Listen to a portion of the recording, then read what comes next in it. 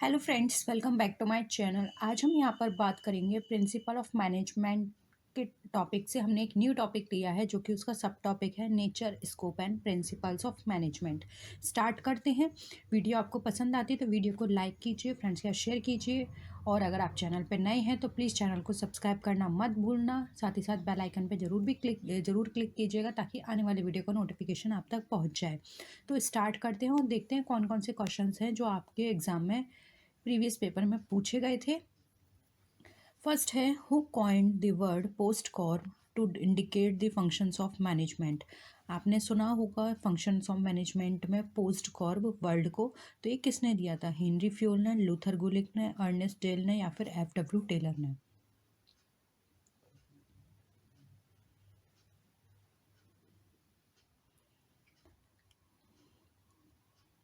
क्या होगा इसका आंसर? देखिए, यहाँ पे कंफ्यूज मत होना। हेनरी फ्यूल दिया है और यहाँ पे मैनेजमेंट की बात की जा रही है तो हेनरी फ्यूल होगा। हेनरी फ्यूल इसका आंसर नहीं है, इसका आंसर है लूथर गुलिक। ठीक है, इन्होंने दिया था। पी का यहाँ P stands for planning, O organising, S staffing, D directing, C O जो है हमारा वो हमें बताता है कोऑर्डिनेशन यानी कोऑर्डिनेटिंग, आर से रिपोर्टिंग एंड बी से बजटिंग। ये इसका फुल फॉर्म है पूरा। ठीक है, नेक्स्ट क्वेश्चन देखिए। Who among the following is not a technique of business forecasting. अब बताइए इसमें से कौन सी बिजनेस फोरकास्टिंग नहीं है? ऑप्शंस हैं time series analysis, variance analysis, regression analysis and input output analysis. बताइए।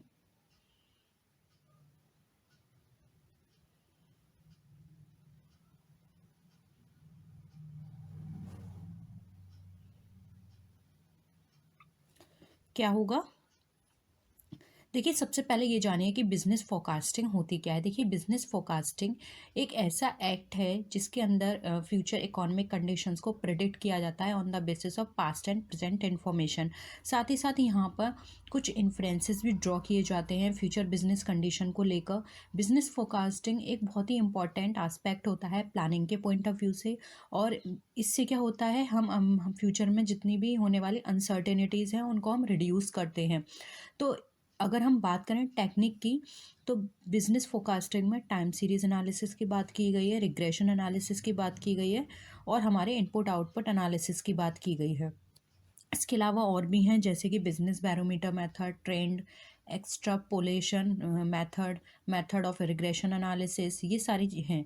लेकिन यहाँ पे वेरिएंस एनालिसिस हमारा बिजनेस फोरकास्टिंग का पार्ट नहीं है। ये अगर हम बात करें तो ये एक डेविएशन को बताता है between actual and estimated results. ठीक है, तो ये हमारा किसका पार्ट बनता है? कंट्रोलिंग का बनता है, ना कि बिजनेस फोरकास्टिंग का। तो ऑप्शन 2 यहाँ पर हमारा करेक्ट आंसर हो जाएगा। नेक्स्ट क्वेश्चन देखिए, स्टैटिक क्वेश्चन है। अगेन एक डेफिनेशन आपसे पूछी गई है। Management is the art of knowing what you want to do and then seen what it is done in the best and the cheapest way. ये definition किसने दी है?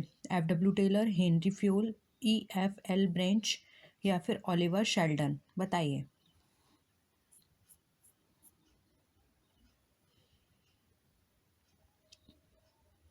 देखिए, ये जो डेफिनेशन है बहुत ही इंपॉर्टेंट डेफिनेशन है, इसको याद रख लेना। ये F.W. टेलर ने दी है। ठीक है, नेक्स्ट है, मैकग्रेगर वॉज propounded। मैकग्रेगर ने क्या प्रतिपादित किया? थ्योरी एक्स को, थ्योरी वाई को, थ्योरी एक्स एंड वाई दोनों, या फिर नन ऑफ दी अबव?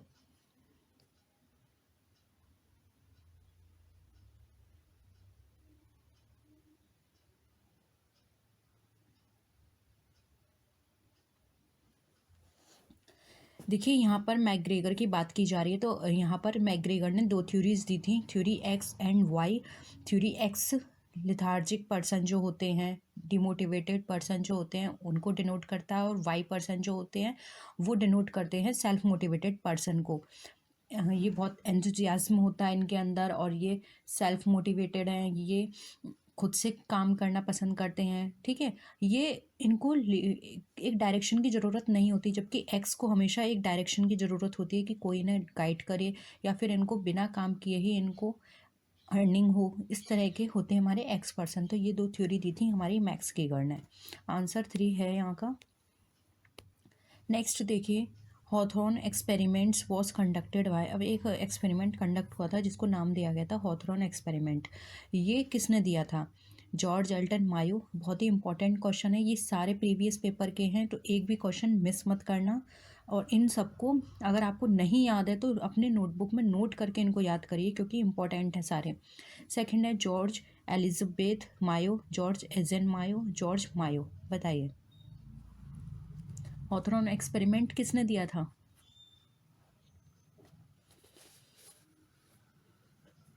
देखिए हॉथरॉन एक्सपेरिमेंट्स जो है ये बात करता है हमारी ह्यूमन रिलेशन पे, ठीक है, ह्यूमन रिलेशन पे बात करता है, और कहीं कहीं आपको बिहेवियर से भी पूछा जा सकता है, तो ये बिहेवियर की भी बात करता है। ठीक है, तो हॉथरॉन एक्सपेरिमेंट दिया था हमारा जॉर्ज एल्टन मायो ने। ठीक है, और ये जो एक्सपेरिमेंट किया था ये किया गया था बिटवीन 1927 टू 1932। ठीक है, नेक्स्ट क्वेश्चन देखिए।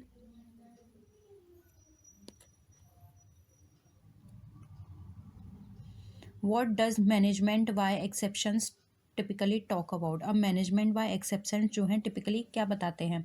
Target should be achieved in a defined time limit, management should involve in a day to day working without allowing any exceptions, exceptional cases must not be included in management and be treated as special cases, management should not involve in routine things, rather must concentrate on strategies। बताइए management via exceptions हमारी किस पे focus करती है, किसके बारे में बात करती है?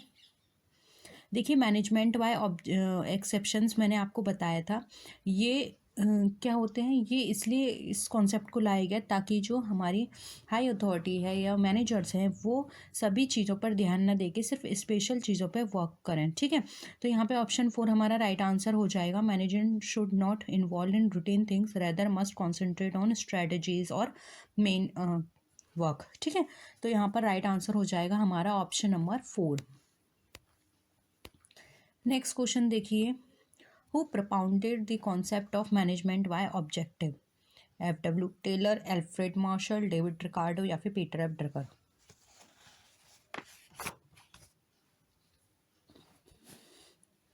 किसने दिया ये कॉन्सेप्ट मैनेजमेंट बाय ऑब्जेक्टिव? देखिए ये जो कॉन्सेप्ट है ये दिया गया था पीटर एफ ड्रकर के द्वारा। इस प्रिंसिपल में ये बताया गया था कि जो ऑर्गेनाइजेशन के ऑब्जेक्टिव्स हैं उनको स्टाफ के साथ हमें इस तरह से अचीव करना है कि ऑर्गेनाइजेशन के ऑब्जेक्टिव के साथ साथ स्टाफ और इंडिविजुअल एम्प्लॉयज़ के ऑब्जेक्टिव्स भी अचीव हों। ठीक है, तो यानी कि आप खुद सोचिए, अगर कोई एम्प्लॉय, हर एम्प्लॉय किसी ना किसी फॉर्म में अपने कुछ ऑब्जेक्टिव्स को लेके काम करता है कि मुझे अपनी ग्रोथ इतनी चाहिए या फिर मेरा 5 ईयर बाद इंसेंटिव इतना होना चाहिए, तो आपको उसकी ग्रोथ को लेकर अपने बिजनेस की ग्रोथ को मिला के काम करना है। यानी कि आपको उन्हें कुछ ऐसी स्ट्रेटजीज देनी है कि अगर आपकी इतना आपने ऐसा अच्छे से काम किया तो हम आपका इंसेंटिव बढ़ा देंगे या फिर आपकी पोस्ट जो है वो हम हाई कर देंगे। तो इस तरह से काम करके हम मैनेजमेंट कर सकते हैं। तो ये कॉन्सेप्ट दिया था हमारा पीटर एफ ड्रकर ने। नेक्स्ट क्वेश्चन देखिए, who propounded the concept of bureaucracy? Max Weber, Henry Fayol, F W Taylor, Chester Barnard? बताइए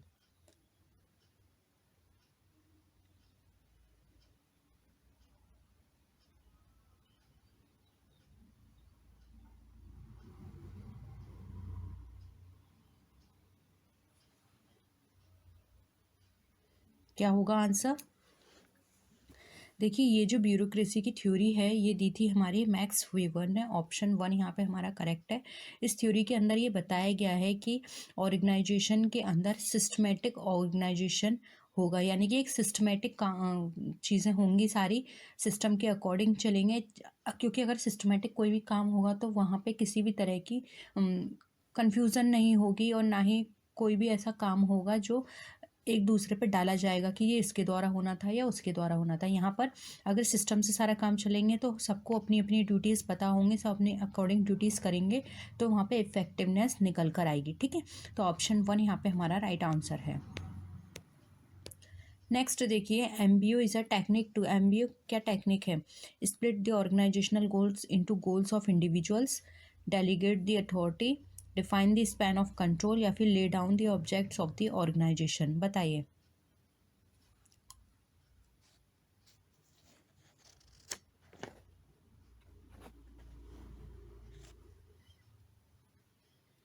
क्या होगा? देखिए यहाँ पर राइट आंसर हो जाएगा 1, split the organisation goals into goals of individuals, ये इसका करेक्ट आंसर है। तो ऑप्शन 1 यहाँ पे हमारा राइट है। नेक्स्ट देखिए, नेक्स्ट है according to theory X of motivation. जो मोटिवेशन की थ्योरी है एक्स की, उसके अकॉर्डिंग क्या लगता है आपको? Workers believe in self direction and self control, workers are creative and industrious, workers are need direction and strict control, workers are self motivated. बताइए।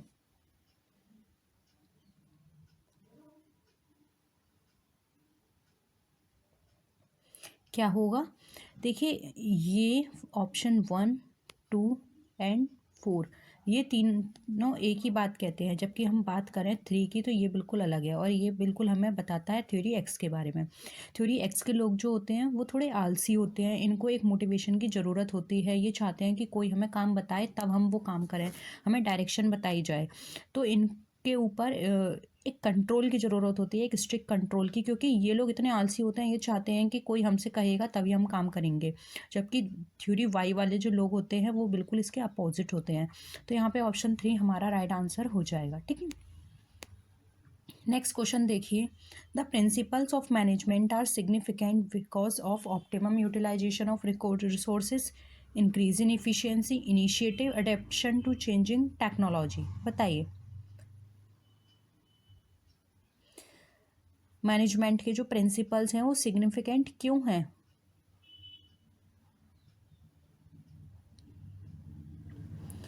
देखिए आपने मैंने आपको जो एक क्लास हुई थी उसमें मैंने आपको 14 प्रिंसिपल्स बताए थे, तो आपने सारे प्रिंसिपल से एक ही बात सीखी कि जितने भी प्रिंसिपल्स होते हैं वो हमारी एफिशिएंसी को इंक्रीज करने की बात करते हैं। ठीक है, क्योंकि इसके अंदर क्या होता है, स्प्रेड द कॉप्स की बात करें हम यहाँ पर, या फिर हम साथ में मिलकर काम करने की बात करें, अडेप्शन की बात करें, ऑर्गेनाइजिंग की बात करें कि ऑप्टिमम यूटिलाइजेशन हो, तो ये सब इन सारी चीज़ों से क्या निकल कर आ रहा है कि हमारी ओवरऑल एफिशिएंसी इंक्रीज़ होगी। ठीक है, इसलिए ये सिग्निफिकेंट कहलाते हैं। यूनिवर्सलाइजेशन की बात की जाती है, इसलिए ऑप्शन 2 हमारा यहाँ पे राइट आंसर है। नेक्स्ट क्वेश्चन देखिए, who propounded the concept of Z in management? Abraham Maslow, Victor Vroom, Alfred Marshall, या फिर विलियम आउची।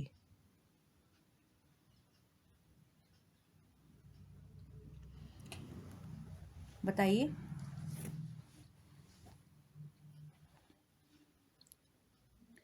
इसका जो राइट आंसर होगा वो होगा ऑप्शन 4, ये दिया था विलियम आउची ने, और इसको जापानीज मॉडल के नाम से भी पूछा जाता है कि जो एक ऐसी जापानीज मॉडल या अपनी जापानीज थ्योरी जो है वो किसने दी थी, तो वो दी थी विलियम आउची ने। ये जापानीज थ्योरी के नाम से भी जानी जाती है। ठीक है, नेक्स्ट देखिए, execution of policies is a part of, हम किसी भी पॉलिसी का एग्जीक्यूशन करते हैं तो किसके अंदर कंसिडर की जाती है? Operative management, organisation management, administrative management, या फिर एग्जीक्यूटिव मैनेजमेंट। बताइए।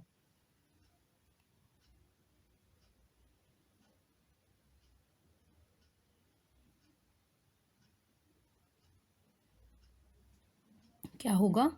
देखिए, execution of policies is a part of operative management. अब ऑपरेटिंग मैनेजमेंट क्यों है? क्योंकि देखिए पॉलिसीज़ जो हैं वो एक ऐसा सिस्टम होते हैं जिसके अंदर हम प्रिंसिपल्स को पुट करके उस सारे जितने भी प्रिंसिपल्स हैं उन सारे प्रिंसिपल्स को हम उसमें लगाकर हम अपने डिसीजंस को गाइड कर सकते हैं, अपने रैशनल आउटकम्स को हम निकाल सकते हैं।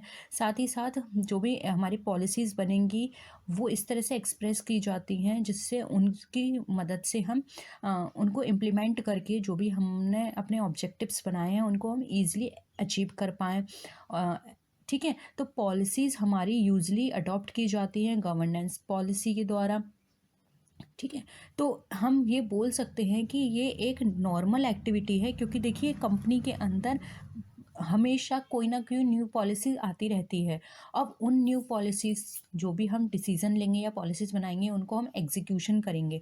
तो इस तरह से एक वहाँ पे मैनेजमेंट ये चलता रहता है, क्योंकि आपको पता है मैनेजमेंट एक ऑनगोइंग प्रोसेस है। तो ये हमारा एक ऑपरेटिव मैनेजमेंट का पार्ट बन जाता है। तो ऑप्शन 1 यहाँ पे हमारा करेक्ट आंसर हो जाएगा, ठीक है।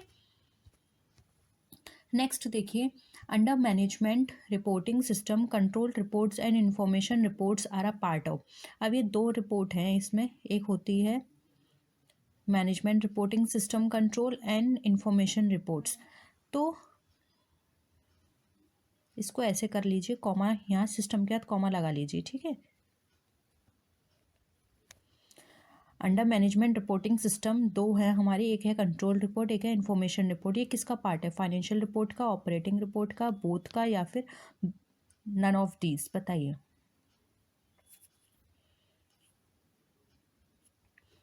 देखिए ये दोनों ही जो हमारे पार्ट हैं ये हमारे ऑपरेटिंग रिपोर्ट्स के पार्ट है। ऑपरेटिंग रिपोर्ट्स डिवाइड की गई है हमारी कंट्रोल रिपोर्ट्स में और इंफॉर्मेशन रिपोर्ट में, ठीक है। तो ऑप्शन 2 यहाँ पे हमारा राइट आंसर हो जाएगा। नेक्स्ट देखिए, managerial skill includes. Managerial skills किस में इंक्लूड की जाती हैं, टेक्निकल स्किल में, डायग्नोस्टिक स्किल में, या पॉलिटिकल स्किल में, या फिर all of the above. In short आप इसको ऐसे भी समझ सकते हैं, मैनेजरियल स्किल मीन्स मैनेजमेंट कहाँ पे यूज़ किया जाता है। और आपने पढ़ा होगा मैनेजमेंट की बात की जाती है तो मैनेजमेंट एट ऑल लेवल, ठीक है। हमारी जो मैनेजमेंट है वो ऑल लेवल पर हमें ज़रूरत होता है। तो टेक्निकल की बात करें, डायग्नोस की बात करें, या फिर पॉलिटिकल की बात करें, फिर हम चाहे हम एक डोमेस्टिक हेल्प की बात करें या फिर हम एक बिज़नेस की बात करें, सब में हमारे लिए मैनेजरियल स्किल्स इंपॉर्टेंट होती हैं। इसलिए ऑल ऑफ द अबव हमारा यहाँ पे राइट आंसर हो जाएगा, ठीक है। नेक्स्ट क्वेश्चन देखिए, general principles of reporting are comparison, consistency, correctness, all of the above.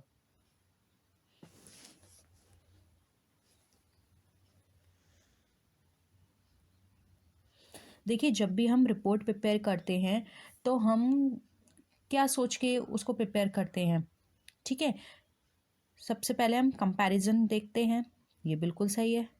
Consistency होनी चाहिए उस रिपोर्ट में, करेक्टनेस होनी चाहिए, क्लैरिटी होनी चाहिए, अरेंजमेंट, डिफाइंड पर्पस होना चाहिए। और अभी हमने करेक्टनेस की बात की, यानी कि यहाँ पे हमारी एक्यूरेसी होनी चाहिए, फ्रीडम होनी चाहिए, स्टैंडर्डाइजेशन, इकोनॉमिकल होनी चाहिए, बहुत ज़्यादा खर्चीली नहीं होनी चाहिए, ठीक है।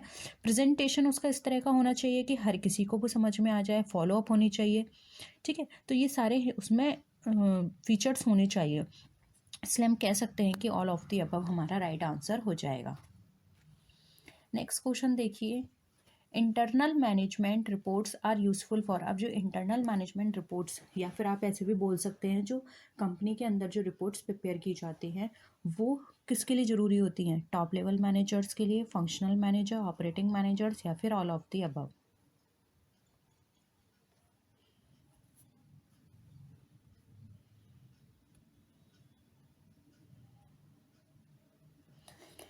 देखिए इंटरनल मैनेजमेंट की बात की जा रही है, यानी कि है तो कंपनी से रिलेटेड ही, और चाहे वो टॉप हो, फंक्शनल हो, ऑपरेटिंग हो, मीडियम हो या लो हो, वो सब इंटरनल का ही पार्ट है ये सारी चीज़ें। तो all of the above right answer हो जाए, क्योंकि इंटरनल मैनेजमेंट रिपोर्ट तो इन सब के लिए ज़रूरी है। अब इसमें ये एक क्वेश्चन आता है कि इंटरनल मैनेजमेंट हम रिपोर्ट की बात करें तो इसमें कौन कौन सी रिपोर्ट आती हैं। तो आप अगर नोट करना चाहते हैं तो नोट कर सकते हैं। इंटरनल रिपोर्ट में जैसे कि हो गई रेगुलर रिपोर्ट्स, कुछ स्पेशल रिपोर्ट्स प्रिपेयर की जाती हैं, जैसे कि कोई स्पेशल प्रोजेक्ट पे काम चल रहा है, ठीक है। या रेगुलर रिपोर्ट्स में कि आज हमने इतना काम किया, आज का ऑब्जेक्टिव या आज का टारगेट हमारा इतना था, उस पर आपने कोई रिपोर्ट बनाई, ठीक है।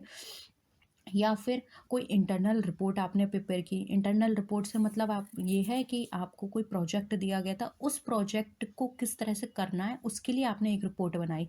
एक्सटर्नल रिपोर्ट आपने को अपने किसी आउटसाइडर के लिए कोई न्यू पॉलिसी निकालनी थी, आपने उसके लिए एक रिपोर्ट प्रिपेयर की, ठीक है।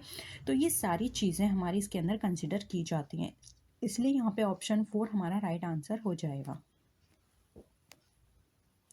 नेक्स्ट क्वेश्चन देखिए, management is the function of executive leadership everywhere, this definition is given by. अब ये जो डेफिनेशन है किसने दी, पी कोटलर ने, एच कूट्स ने, आर सी डेविस या फिर ओडोनेल। आंसर करिए। देखिए स्टैटिक है, ज़्यादा डिस्कस नहीं करते हैं इस पर। ये जो हमारी डेफिनेशन है आर सी डेविस ने की और ये इम्पॉर्टेंट है, 2016 के पेपर में ये पूछी गई है, तो इसको नोट कर लीजिए, ठीक है। नेक्स्ट देखिए, management can be considered as profession because it is a science, it is an art, it is a purpose, this can be achieve through education and training. बताइए।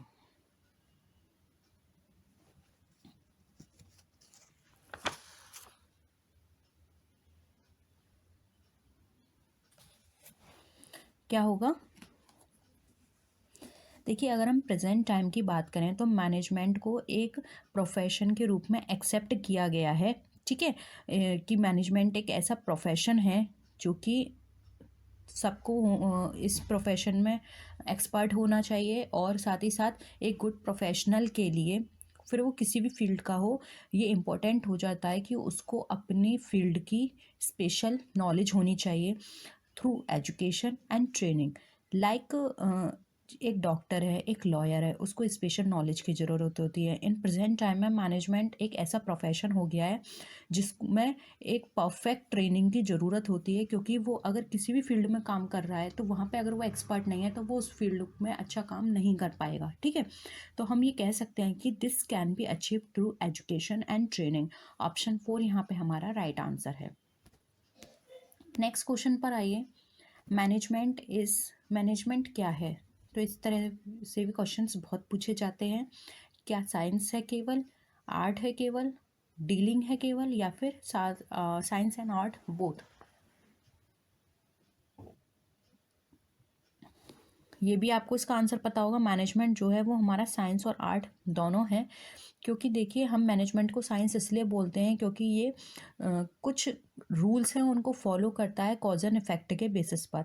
ऑन दी अदर हैंड अगर हम इसको art बोल रहे हैं तो art इसलिए बोल रहे हैं क्योंकि इसमें सर्टेन स्किल्स और नॉलेज की रिक्वायरमेंट होती है, और जिसको हर कोई अपने अकॉर्डिंग करना प्रेफर करता है। ऐसा नहीं है कि हमने कहीं पे किस मेथड से कोई काम किया सामने वाला भी उसी मेथड से उस काम को करे, वहाँ पर वो अपनी स्किल अपनी आर्ट यूज़ करेगा उसको अपने ढंग से करने में, ठीक है। तो हम ये बोल सकते हैं कि मैनेजमेंट का जो पर्पस है वो इस तरह का है कि उसमें अपनी नॉलेज को लगाकर अपने स्किल्स को यूज़ करके हम खुद को सेटिस्फाई कर सकते हैं अपने ऑब्जेक्टिव्स को अचीव करने के लिए, ठीक है। तो यहाँ पर ऑप्शन डी हमारा या 4 हमारा राइट आंसर हो जाएगा।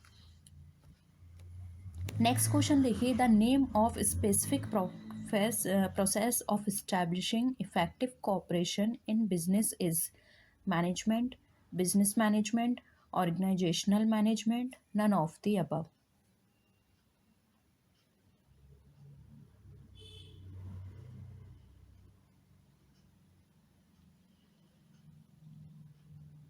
देखिए यहाँ पे एक चीज वर्ड आ रहा है हमारा इफ़ेक्टिव कॉपरेशन, और इफ़ेक्टिव कॉपरेशन यहाँ पे बिजनेस में की बात की जा रही है, यानी कि आपने देखा होगा मैनेजमेंट में कॉपरेशन वर्ड बहुत यूज़ किया जाता है, तो ये एक बिजनेस मैनेजमेंट का पार्ट होता है जिसके अंदर हम अपने बिजनेस में कॉपरेशन करके एक ऐसा रिलेशन बिल्डअप करते हैं अपने एम्प्लॉय के साथ जिससे कि वो सेटिस्फाई रहे वर्किंग कंडीशन से और ज़्यादा से ज़्यादा अपनी वहाँ पे काम करे या ज़्यादा से ज़्यादा अपनी फैसिलिटी दे, ठीक है।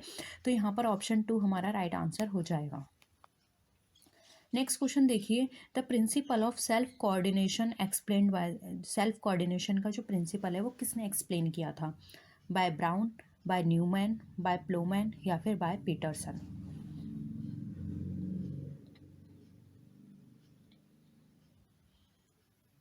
किसने दिया था सेल्फ कोऑर्डिनेशन का कॉन्सेप्ट या प्रिंसिपल?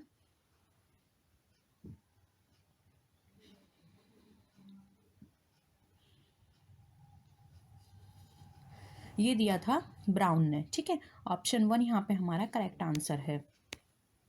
नेक्स्ट क्वेश्चन देखिए, नीड ऑफ मैनेजमेंट इज, अब हमारे मैनेजमेंट में बताइए, कंपनी के अंदर मैनेजमेंट या बिजनेस के अंदर हमें मैनेजमेंट की ज़रूरत कहाँ होती है? लोअर लेवल पे, मीडियम पे, टॉप पे या एट ऑल पर? बताइए। ये हमने पहले भी डिस्कस किया था। जो मैनेजमेंट होता है वो हमें हर लेवल पे ज़रूरी होता है, क्योंकि फिर चाहे वो हमारा कोई भी लेवल हो। और इवन हम यहाँ पे बिजनेस की बात कर रहे हैं, अगर हम यहाँ पे नॉर्मल एक हाउस की भी बात करें, एक घर की बात करें, तो वहाँ पे भी मैनेजमेंट ज़रूरी होता है। आपने देखा होगा आपके घर में कभी भी कोई भी गेस्ट आते हैं तो आपकी जो मदर होती हैं वो एक मैनेजमेंट बना के चलती हैं कि अच्छा गेस्ट आ रहे हैं, सबसे पहले हम उनको ये सर्व करेंगे या फिर सबसे पहले हम ये काम करेंगे, ताकि उनके आने से पहले हम ये सारा काम निपटा लें और फिर बाद में हम उनके साथ आराम से बैठ के बातें करें। तो ये सब क्या है? ये सब एक मैनेजमेंट का ही पार्ट है। ठीक है, तो मैनेजमेंट हर जगह, कोई भी सेक्टर हो, पॉलिटिकल सेक्टर हो, बिजनेस हो, घर हो या इवन स्टडी हो, आपने भी देखा होगा जब आप स्टडी करते हैं तो आप एक मैनेजमेंट बना के चलते हैं कि हाँ आज हमने इतना अपना सिलेबस कंप्लीट कर लिया, अब हमें प्रैक्टिस सेट लगाना है। प्रैक्टिस सेट के बाद हम थोड़ा रिलैक्स करेंगे या फिर थोड़ा फ़ोन चलाएंगे, उसके बाद हमें फिर से ये करना है। तो ये क्या है, आपने सारी चीज़ें अपने दिमाग में मैनेज कर ली हैं कि हमें इस टाइम ये करना है। तो यहाँ पे ऑप्शन 4 हमारा राइट आंसर हो जाएगा। नेक्स्ट क्वेश्चन देखिए, who propounded the hygiene theory of motivation? Maslow, Herzberg, McGregor, Victor broom?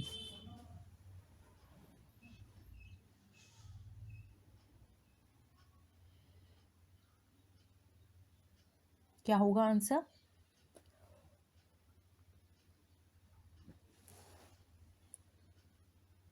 देखिए यहाँ पे हाइजीन थ्योरी की बात की जा रही है, तो हाइजीन थ्योरी जो है वो हमारी हर्सबर्ग ने दी थी। इस थ्योरी के अंदर हाइजीन और मोटिवेटर फैक्टर को बताया गया था। हाइजीन फैक्टर से क्या होता है, डिससेटिस्फैक्शन में रिडक्शन आती है, और साथ ही साथ अगर हम मोटिवेशन की बात करें तो इससे अगर हम मोटिवेशन फैक्टर को लेकर चलते हैं तो मोटिवेशन एम्प्लॉय का इंक्रीज होता है। मैस्लो ने नीड हायरार्की थ्योरी दी थी, मैकग्रेगर ने एक्स एंड वाइट थ्योरी दी थी, विक्टर ब्रूम ने वैलेंस एक्सपेक्टेंसी थ्योरी दी थी। ठीक है, तो यहाँ पर ऑप्शन 2 हमारा राइट आंसर हो जाएगा। नेक्स्ट क्वेश्चन देखिए, the story of the development of management is the story of the development of man. This statement is, किसका स्टेटमेंट है ये? मैनेजमेंट के डेवलपमेंट, एक आदमी का डेवलपमेंट है, बताइए।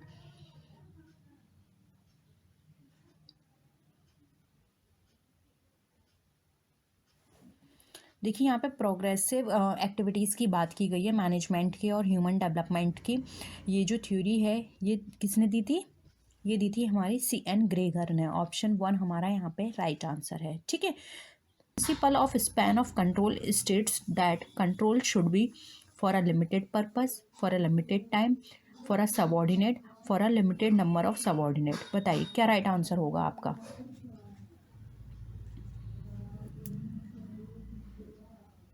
स्पैन ऑफ कंट्रोल का मतलब आप समझते हैं? स्पैन ऑफ कंट्रोल का मतलब होता है इसमें एक लिमिटेड, एक अगर हम बात करें तो नंबर यहाँ पे फिक्स कर दिए जाते हैं, लिमिटेड कर दिए जाते हैं कि इतने सबॉर्डिनेट्स को ही यहाँ पर मैनेज किया जाएगा या फिर उनको ट्रीट किया जाएगा। तो यहाँ पर ऑप्शन 4 हमारा राइट आंसर हो जाएगा, क्योंकि स्पैन ऑफ कंट्रोल थ्योरी के अंदर ये थ्योरी जो दी थी वो ग्रैकुनस ने दी थी, और इस थ्योरी के अंदर ये कहा गया था कि सुपीरियर के द्वारा एक लिमिटेड नंबर के जो सबॉर्डिनेट हैं उनको कंट्रोल किया जाएगा। ठीक है, जिससे कि वो प्रॉपर उन पर कंट्रोल रख सके, क्योंकि ज़्यादा लोग होंगे तो उनको कंट्रोल करने में प्रॉब्लम होगी और वहाँ पे इसका प्रॉपर रिजल्ट नहीं मिलेगा। इसलिए ऑप्शन 1 यहाँ पे हमारा राइट आंसर है। नेक्स्ट क्वेश्चन देखिए, what is office position in business? It is subordinate, it is controller, it is complete complement या फिर ऑल ऑफ द अबव? क्या यहाँ पे आपका राइट आंसर होगा? बिजनेस के अंदर फर्स्ट पोजीशन या फिर ऑफिस पोजीशन क्या है? सबॉर्डिनेट की, किसकी? बताइए। राइट आंसर क्या होगा आपका?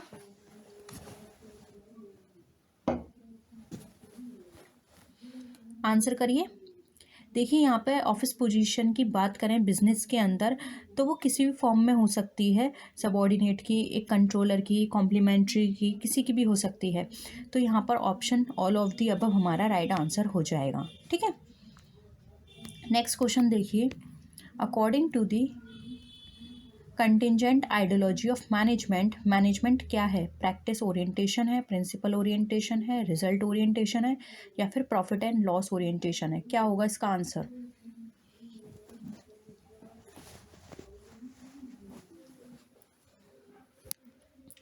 आंसर करिए। देखिए मैनेजमेंट में अगर हम बात करें तो प्रैक्टिस ओरिएंटेशन की बात की जाती है, क्योंकि यहाँ पे कंटिजेंट आइडियोलॉजी ये हमें बताती है कि हम जितनी ज़्यादा प्रैक्टिस करेंगे उतनी हमारी एफिशिएंसी निकल कर आएगी। ठीक है, तो यहाँ पर हमारा राइट आंसर हो जाएगा option number 1, practice orientation. Next question देखिए। The problem of job enrichment in India is related to, from managers, from clerical staff, from engineers, from unskilled and semi-skilled workers?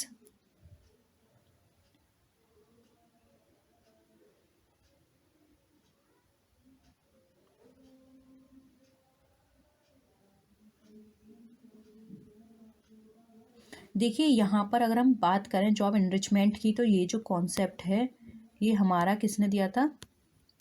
Herzberg ने। Herzberg ने कहा था कि अगर आपको अपने एम्प्लॉय को मोटिवेट करना है तो आपको उसको ज़्यादा अधिकार देने होंगे, क्योंकि अधिकार देने से क्या होता है, उसके अंदर ये मोटिवेशन आता है कि हाँ आज मेरे बॉस ने मुझसे ये काम करने को बोला, यानी कि वो मुझ पर ट्रस्ट करता है। तो इससे क्या होगा, काम करने की उसकी जो पावर है वो इंक्रीज़ होगी। तो इसका मतलब यहाँ पर ये है कि manager should adopt vertical vision instead of horizontal vision. ठीक है, हर्सबर्ग ने इस विज़न को हॉरिजॉन्टल विज़न के नाम से भी बताया है, तो आपसे एग्ज़ाम में हॉरिजॉन्टल विज़न के नाम से भी पूछा जा सकता है। और ये क्लियर है, इंडिया में इस तरह की प्रॉब्लम जो है मेनली अगर हम देखें तो मैनेजर्स के संग बहुत ज़्यादा वो फेस करते हैं। तो ये जो प्रॉब्लम है किसके संग देखी जाती है? मैनेजर्स के संग। नेक्स्ट क्वेश्चन देखिए। मैनेजर्स इज़ अ मैनेजमेंट क्या है? एडमिनिस्ट्रेशन का पार्ट है, एडमिनिस्ट्रेशन का सिनोनियम है, एडमिनिस्ट्रेशन के साथ है यानी कि इंक्लूडिंग एडमिनिस्ट्रेशन, या फिर नन ऑफ दी अबव? बताइए मैनेजमेंट क्या है?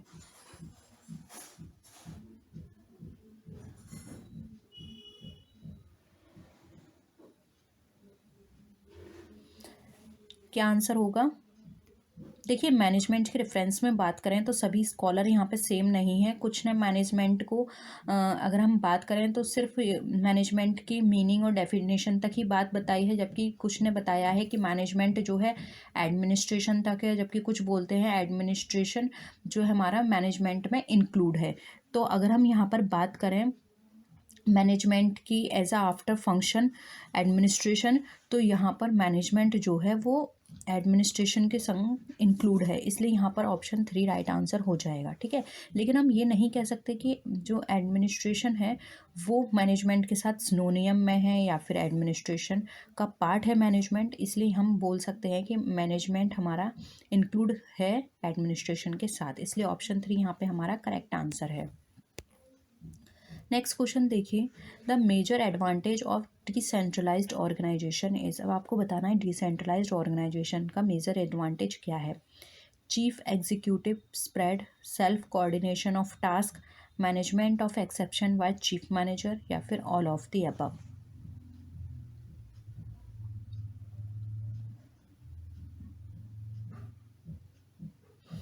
देखिए डिसेंट्रलाइज्ड ऑर्गेनाइजेशन की बात करें तो यहाँ पे जो डेलीगेशन होता है मैनेजमेंट फंक्शन का वो लो लेवल पे होता है। इसमें क्या होता है, हाई अथॉरिटी कुछ अथॉरिटी अपने सबॉर्डिनेट्स को ट्रांसफ़र कर देती हैं, ठीक है। तो इसमें मेन फीचर्स की अगर हम बात करें तो यहाँ पे पावर ट्रांसफ़र हो जाती है टॉप मैनेजमेंट से लोअर या फिर मीडियम मैनेजमेंट को। सेल्फ कोऑर्डिनेटेड टास्क हो जाते हैं इसके अंदर। टॉप मैनेजमेंट कॉन्सेंट्रेट कर पाता है सिर्फ एक्सेप्शनल वर्क पे, यानी कि जहाँ पे ज़्यादा ज़रूरत होती है वहाँ पे वो कॉन्सेंट्रेट होकर काम कर पाता है। उसे हर छोटी छोटी चीज़ों में ध्यान देने की ज़रूरत नहीं पड़ती है। यहाँ पर हमारे जो एक्सपेंशन और डाइवर्सिफिकेशन होता है, इस वजह से हमारे जो लोअर लेवल होता है या मीडियम लेवल जिसको चीज़ें ट्रांसफ़र की गई हैं वो एनकरेज होता है अपने गोल को अचीव करने के लिए। इंस्टीट्यूशन माइंडनेस और सेल्फ स्टीम यहाँ पे इंक्लूड होते हैं। और अगर हम इस हिसाब से बात करें तो हमारा all of the above right answer हो जाएगा, ठीक है। चीफ एग्जीक्यूटिव स्प्रेड हो गया हमारा, सेल्फ कोऑर्डिनेशन हो गया टास्क का, management of exception by chief manager भी हो गया, क्योंकि मैनेजमेंट बाय एक्सेप्शन क्या बताता है हमें कि जो स्पेसिफिक चीज़ें हैं सिर्फ चीफ मैनेजर वहीं पर ध्यान देगा, उसे हर रेगुलर या छोटी मोटी चीज़ों पे ध्यान देने के लिए ज़रूरी नहीं है, क्योंकि उसने वो डिसेंट्रलाइज्ड कर दी है तो बाकी अदर मेंबर उस चीज़ को देखेंगे, ठीक है। नेक्स्ट क्वेश्चन देखिए, human approach to management was propounded by. Human approach जो है मैनेजमेंट की वो किसने दी? Elton Mayo, Henry Fayol, FW. Taylor या फिर सी.एन. ग्रेगर ने। ह्यूमन अप्रोच तो आपने सुनी होगी, ह्यूमन अप्रोच, बिहेवियरल अप्रोच। देखिए ह्यूमन अप्रोच की बात करें मैनेजमेंट तो ये दी थी सर एल्टन मायो ने। ऑप्शन 1 आपका राइट आंसर है। ह्यूमन एस्पेक्ट यहाँ पे हाईलाइट किया गया था first time American western electric company के द्वारा, जिसका मेन क्रेडिट हमारे एल्टन मायो को जाता है और उनके फॉलोअर्स को जाता है। और इस एक्सपेरिमेंट को हम एक और नाम है उससे जानते हैं, जिसको हम आगे डिस्कस करेंगे। अगर मैंने अभी डिस्कस कर लिया तो हमारे काफ़ी सारे क्वेश्चंस रह जाएंगे, ठीक है, तो आप डायरेक्ट उनका आंसर कर दोगे, ठीक है। तो हम उनको आगे डिस्कस करेंगे। नेक्स्ट क्वेश्चन है, dash is necessary to increase the rate of capital formation in India. बताइए। ऑर्गेनाइजेशन आएगा, एफिशिएंट मैनेजमेंट सिस्टम आएगा, अनस्किल्ड मैनेजमेंट या फिर नन ऑफ द अबव। देखिए ऑप्शंस इस तरह से दे रखे हैं, आप इजीली इसका आंसर कर सकते हैं। क्या चीज़ होगी जिससे हम अपनी कैपिटल फॉर्मेशन की जो रेट है उसको इंक्रीज कर लें?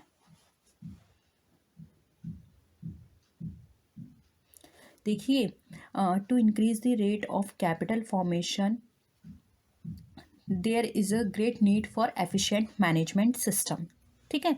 तो ऑप्शन 2 हमारा राइट आंसर है। Optimum and effective utilisation of resources can be done under efficient management system resulting in growth and capital formation in any organisation. That's why हमारा जो आंसर है ऑप्शन 2 राइट आंसर हो जाएगा, ठीक है। Next देखिए, अब ये हमारा स्टैटिक है, आपको इसको लर्न करना है। In essence, management is simply the process of decision making and control over the actions of human beings for the express purpose of attaining predetermined goals. This definition is given by, ये जो definition है management की ये किसने दी? James and Lundy, Stanley Vance, Kimball and Campbell या फिर Peter F Drucker. बताइए क्या होगा राइट आंसर? देखिए डायरेक्ट आंसर पे आते हैं। ये डेफिनेशन हमारी स्टेनले वेंस ने दी थी, तो ये इसको आप नोट कर लीजिए डेफिनेशन को, क्योंकि एग्जाम में आपके पूछी गई है प्रीवियस पेपर में 2011 के, ठीक है। नेक्स्ट क्वेश्चन देखिए, today management is regarded as a process in which work is done by others, work is done with others, getting work done by others while working together या फिर none of the above. क्या right answer होगा? आज का जो management है वो हमारी किस तरह की प्रोसेसिंग को बताता है? देखिए हम सबको पता है कि मैनेजमेंट के अंदर हम planning, organising, staffing, directing, controlling सब की बात करते हैं। तो ये सब हमें ये चीज़ बताते हैं कि हमें काम करना है साथ में मिलके, एक दूसरे की के द्वारा एक दूसरे के साथ में मिलके काम करना है, ठीक है। तो ऑप्शन 3 हमारा राइट आंसर हो जाएगा। काम दूसरे से हो रहा है लेकिन साथ में मिलकर हो रहा है, इसलिए ऑप्शन 3 हमारा राइट आंसर है। नेक्स्ट है management includes the following. Management में क्या चीज़ें इंक्लूड होती हैं? Production management, financial management, purchase management या फिर ऑल ऑफ द अबव।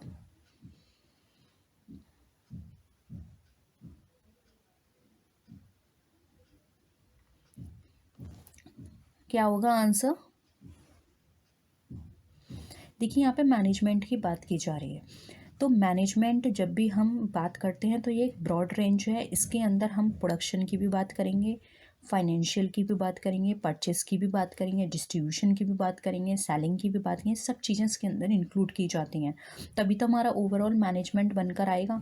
तो इसलिए all of the above right answer हो जाएगा। जब हम सारी चीज़ें मैनेज करेंगे तभी हमारा एक एंड प्रोडक्ट जो ओवरऑल मैनेजमेंट है पूरे बिजनेस का वो निकल कर आएगा। ठीक है, नेक्स्ट देखिए थ्योरी।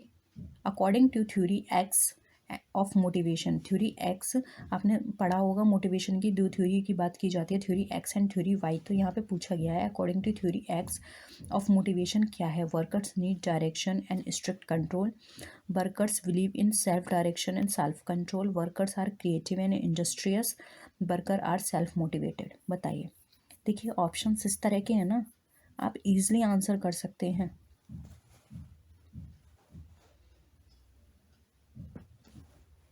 क्या होगा आंसर?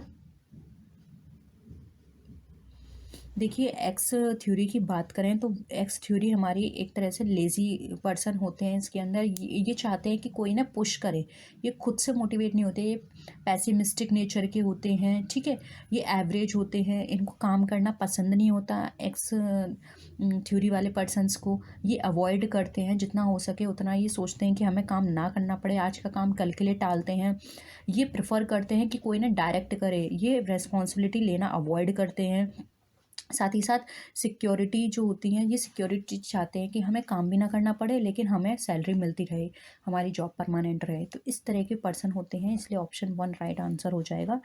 जबकि अगर हम बात करें, देखिए work believe in self direction theory Y की बात कर रहा है, workers are creative and industrious theory Y की बात कर रहा है, workers are self motivated theory Y की बात कर रहा है। इसलिए मैंने कहा कि आप ऑप्शन से ही पता लग सकते हैं, ये तीनों ऑप्शंस एक ही चीज़ बता रहे हैं, जबकि वन ऑप्शन हमारा बिल्कुल अलग है। इसीलिए ऑप्शन वन हमारा राइट आंसर है। नेक्स्ट देखिए, which of the following statement is true. अब आपको बताना कौन सा स्टेटमेंट इसमें से सही है। Management concept is not static, management is not universal, management is not professional, management is not important in politics. बताइए।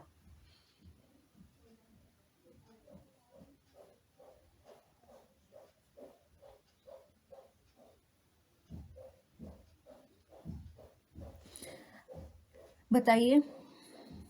देखिए मैनेजमेंट जो है हमारा आर्ट एंड साइंस के बेसिस पर है, मैनेजमेंट हमारा यूनिवर्सल नेचर का है, ये हमारा फ्लैक्सिबल होता है।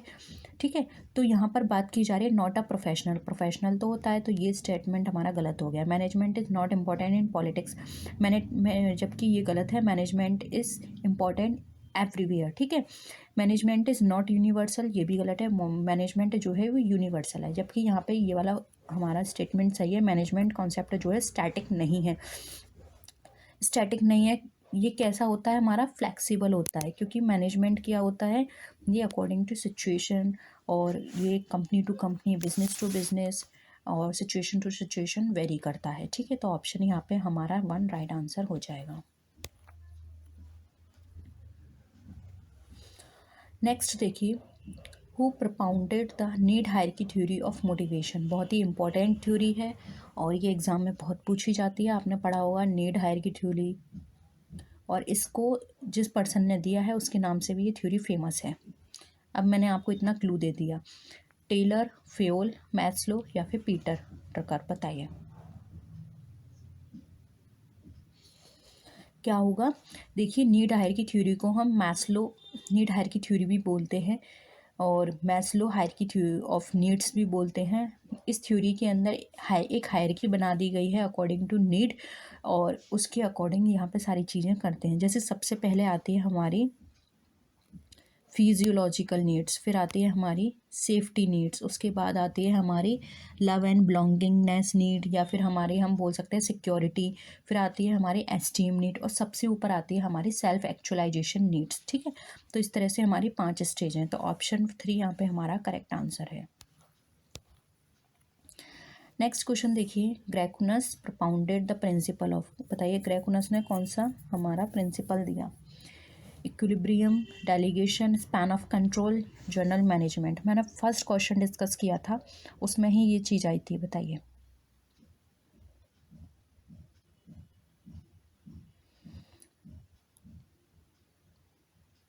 कौन सा प्रिंसिपल दिया ग्रेकुनस ने?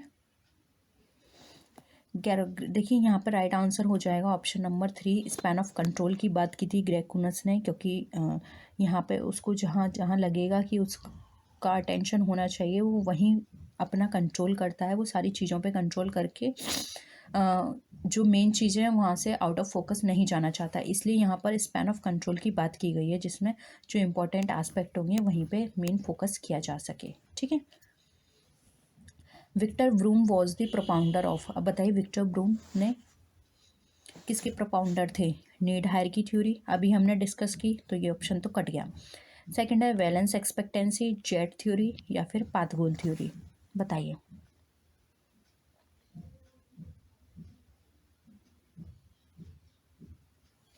देखिए विक्टर ब्रूम की बात करें तो विक्टर ब्रूम ने दी थी वैलेंस एक्सेप्टेंसी थ्योरी। ठीक है, ऑप्शन 2 यहाँ पे राइट आंसर है, और ये जो थ्योरी दी गई थी ये दी गई थी 1964 के अंदर, तो ऑप्शन 2 यहाँ पे हमारा करेक्ट है।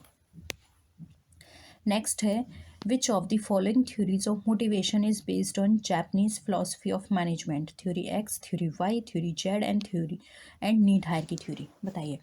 जापानीज फिलोसफी ऑफ मैनेजमेंट के ऊपर हमने कौन सी थ्योरी दी थी?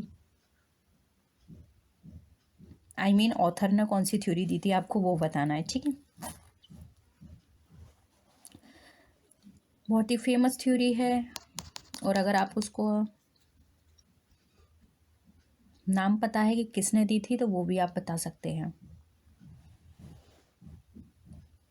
देखिए जापानीज फिलोसफी ऑफ मैनेजमेंट की बात करें तो वो है हमारी थ्योरी जेड ऑफ मोटिवेशन, और ये जो है थ्योरी वो दी थी हमारी विलियम आउची ने। ठीक है, तो ये बहुत ही इंपॉर्टेंट थ्योरी है, ऑप्शन 3 यहाँ पे हमारा राइट आंसर है। नेक्स्ट देखिए, हेनरी फ्योल डिड नॉट ले down the following principles, Henry Fayol ने इसमें से कौन से जो प्रिंसिपल्स हैं वो नहीं दिए थे? फर्स्ट है प्रिंसिपल ऑफ ऑर्डर, सेकंड है principle of Spirit the corps, third है प्रिंसिपल ऑफ एक्सेप्शन, फोर्थ है principle of scalar chain of command, बताइए। आप सबको तो पता ही है हेनरी फ्योल ने टोटल कितने प्रिंसिपल्स दिए थे? टोटल 14 प्रिंसिपल्स दिए थे हमारे मैनेजमेंट बाय एक्सेप्शंस। इसमें से जो इम्पोर्टेंट है, सॉरी आंसर निकल गया मेरा, जो हेनरी फ्योल है उन्होंने प्रिंसिपल ऑफ एक्सेप्शन या फिर मैनेजमेंट ऑफ बाय एक्सेप्शन की बात नहीं की है। ये जो प्रिंसिपल है ये दिया गया है FW टेलर के द्वारा। ठीक है, ये प्रिंसिपल नहीं है, बाकी principle of order, principle of esprit de corps, principle of scalar chain command, remuneration, centralisation, scalar chain order, equity, stability, initiative, division of work, authority and responsibility, discipline, unity of command, unity of direction, ये सारे दिए हैं इन्होंने। ठीक है, तो principal of exception दिया है FW टेलर ने। ठीक है, नेक्स्ट क्वेश्चन देखिए, objectives and goals are distinguish from each other in terms of, objectives और गोल्स अलग हैं एक दूसरे से किस टर्म में?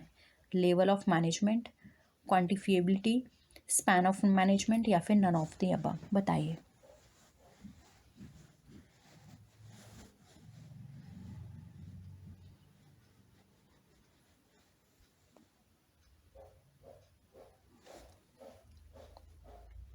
देखिए अगर हम बात करें ऑब्जेक्टिव्स एंड गोल्स की तो ये मैनेजमेंट के बेसिस पे अलग अलग हो जाते हैं, क्योंकि दोनों का जो कंट्रोल है ऑब्जेक्टिव पे कंट्रोल एंड गोल्स पे कंट्रोल यहाँ पे अलग अलग हो जाता है मैनेजमेंट का, तो ऑप्शन यहाँ पे 1 हमारा राइट आंसर हो जाएगा।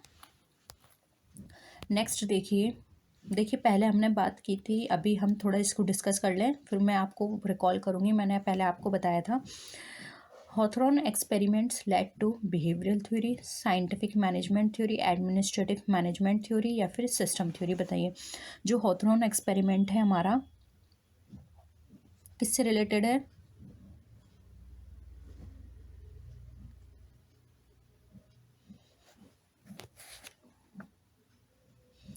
देखिए यहाँ पर राइट आंसर हो जाएगा ऑप्शन 1। स्टार्टिंग में जब मैं आपसे डिस्कस किया था मैंने ह्यूमन अप्रोच को, तो मैंने आपको वहाँ बताया था कि ह्यूमन अप्रोच हमारी एल्टन मायो के द्वारा दी गई है। तब मैंने आपको बताया था कि एक और यहाँ पे टर्म है जो बहुत ही ज़्यादा पूछा जाता है और उस नाम से भी इसको बोला जाता है, तो हम आगे बताऊँगी। वो था हॉथरॉन एक्सपेरिमेंट। हॉथरॉन एक्सपेरिमेंट जो है आपसे इस तरह से भी पूछा जा सकता है कि हॉथरॉन एक्सपेरिमेंट किसने दिया, तो वो एल्टन मायो ने दिया था।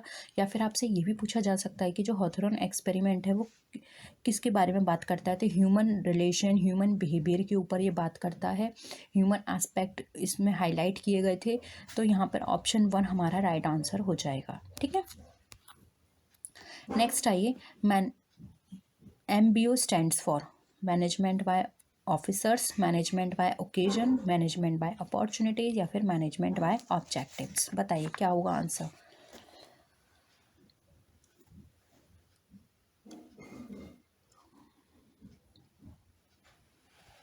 क्या होगा, देखिए MBO की फुल फॉर्म होती है management by objectives. Management by objectives के अंदर उस सिस्टम को बताया गया है जिसके अंदर गोल्स को इस तरह से सेट किया जाता है कि कंपनी के गोल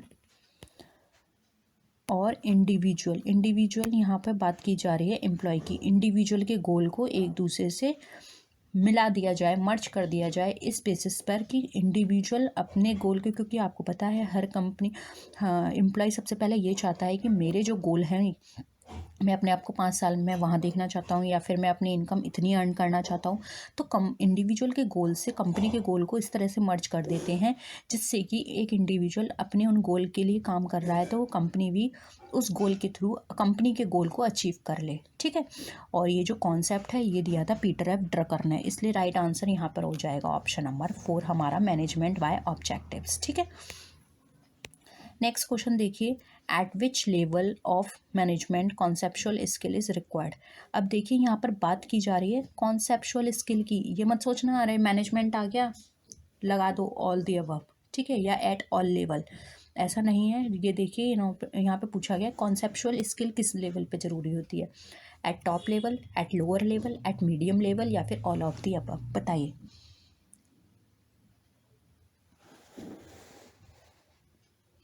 कॉन्सेप्चुअल मतलब जो कॉन्सेप्ट पे बात करता है कि हाँ ये चीज़ ऐसी होनी चाहिए, ये चीज़ वैसी होनी चाहिए। बताइए। इसमें एक और क्वेश्चन है जो बहुत बनता है। देखिए कॉन्सेप्चुअल की बात करें तो ये टॉप लेवल के लिए होती है, और एक और क्वेश्चन बहुत पूछा जाता है, eight which level of management technical skill is required. तो जहाँ भी टेक्निकल स्किल के बारे में पूछा जा रहा है वहाँ आएगा लोअर लेवल। ठीक है, तो कॉन्सेप्चुअल के लिए टॉप लेवल है, तो ऑप्शन ये हमारा फर्स्ट राइट आंसर हो जाएगा। The theory of scientific management was propounded by, देखिए काफ़ी सारे क्वेश्चंस मैंने प्रीवियस पेपर के लिए हैं तो सारे क्वेश्चन लास्ट तक देखिएगा, क्योंकि इन क्वेश्चंस में मैं जितने भी क्वेश्चंस या डेली जो भी क्लासेस हो रही हैं हर क्लासेस में मैं कोशिश कर रही हूँ कि ज़्यादा से ज़्यादा प्रीवियस क्वेश्चंस आपको देने की, जिससे कि आप प्रैक्टिस के साथ साथ उन प्रीवियस क्वेश्चन का भी रिवीजन करें। ठीक है, तो बताइए साइंटिफिक मैनेजमेंट थ्योरी जो है किसने दी, एडम स्मिथ ने, हेनरी फ्योल ने, पीटर एफ ड्रकर ने या फिर FW टेलर ने।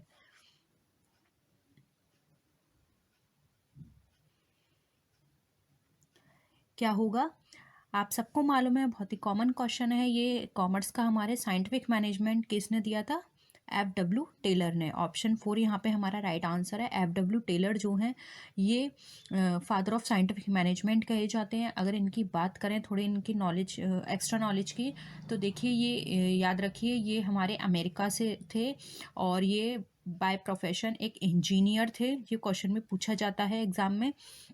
और बात करें इनकी जर्नी की, तो एक नॉर्मल एम्प्लॉय थे एक कंपनी में चीफ इंजीनियर की पोस्ट पर, वहाँ पे इन्होंने एम्फेसाइज किया साइंटिफिक मेथड को डिटरमाइन करने के लिए अपनी सारी चीज़ें, जिसमें ये वन वेस्ट बे मेथड लेकर आए थे, और line of authority from top management to lowest management ये भी इन्होंने दिया था, जिसको हम स्केलर चेन के नाम से भी जानते हैं। ठीक है, तो ऑप्शन 4 यहाँ पे हमारा करेक्ट आंसर है।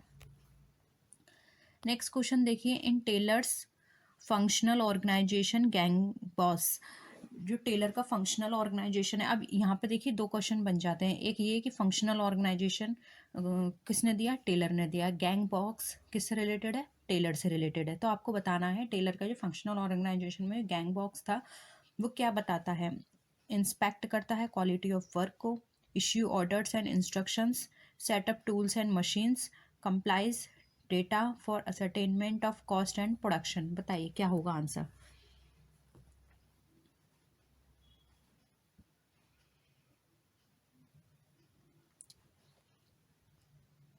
बताइए। देखिए टेलर के फंक्शनल ऑर्गेनाइजेशन की बात करें तो जो हमारा गैंग बॉस है वो सेटअप करता है टूल्स और मशीन्स को, इनको रेडी करने के बारे में बात बताता है कि जो भी हमारी परफॉर्मेंस है या जो भी हमारी जॉब है उसको हम किस तरीके से बेटर वे में कर पाएँ। तो ऑप्शन 3 हमारे यहाँ पे राइट आंसर है। इसमें जो काम होता है इंस्पेक्टर का वो ये चेक करना होता है कि क्वालिटी जो हम काम कर रहे हैं उसकी क्वालिटी कैसी है, इंस्ट्रक्शंस कार्ड क्लर्क चेक करना, साथ ही साथ जो हमें इंस्ट्रक्शंस दिए गए हैं उनको चेक करना, टाइम एंड कॉस्ट क्लर्क का काम होता है डिटरमाइन करना कॉस्ट को। तो इस तरह से डिफरेंट डिफरेंट यहाँ पे क्लर्क होते हैं जो उस हिसाब से अपनी अपनी ड्यूटी वहाँ पे चेक करते हैं। तो गैंग बॉस यहाँ पे सेटअप करता है टूल्स और मशीन्स को। ठीक है, तो ऑप्शन 3 यहाँ पे हमारा करेक्ट आंसर है। नेक्स्ट क्वेश्चन देखिए, Z theory of motivation was propounded by. Z theory आपने सुनी होगी, जैपनीज मॉडल है। F.W. टेलर ने दी है, केट डेविस ने दी है, L.F. उर्विक ने दी है या पीटर F. ड्रकर ने दी है। बताइए। देखिए यहाँ पर आपको विलियम जो जेट थ्योरी है वहाँ पर आपको विलियम आउची का नाम भी आएगा और विलियम आउची के साथ एक और पर्सन ने दी है जो कि इसमें मेंशन है। बताइए कौन से ऑप्शन आपको लगता है सही। बहुत जगह विलियम आउची के नाम से भी पूछा जाता है जेट थ्योरी को। क्या होगा, राइट आंसर है लूथर एफ उर्विक। ठीक है, ऑप्शन 3 राइट आंसर है।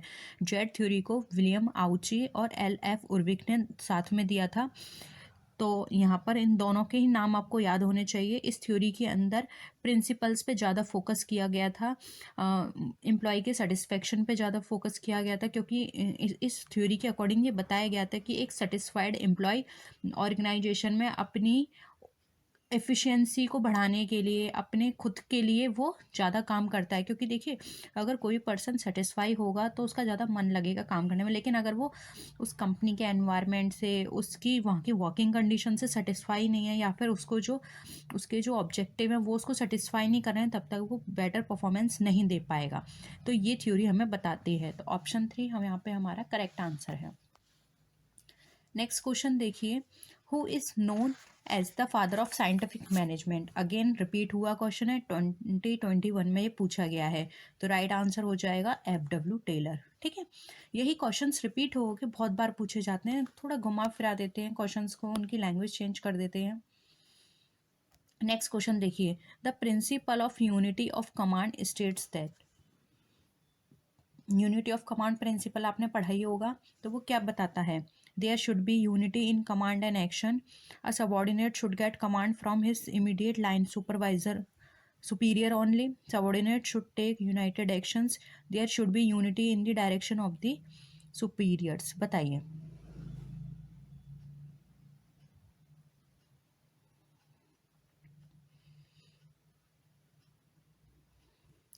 देखिए according to principle of unity of command हमें ये बताया जाता है कि एक जो एम्प्लॉय है वो सिर्फ उसी से ऑर्डर रिसीव करेगा जो कि उसके नियर या उसके पास का एम्प्लॉय होगा या फिर उसके पास का सुपीरियर होगा, और वो सिर्फ वन वॉच सुपीरियर होगा जिसके डायरेक्शन को वो फॉलो करेगा। ऐसे नहीं है कि उसके ऊपर जितने भी सुपीरियर हैं वो सबके ऑर्डर्स को फॉलो करेगा, वो सिर्फ अपने नियर जो उसका वन बॉस होगा उसके ही ऑर्डर को फॉलो करेगा। तो इस यहाँ पर क्या होता है, यहाँ पर सिर्फ वन सुपीरियर अकाउंटेबल होता है उसको ऑर्डर देने के लिए, और वो उसके ऑर्डर को रिसीव करने के लिए अकाउंटेबल होता है।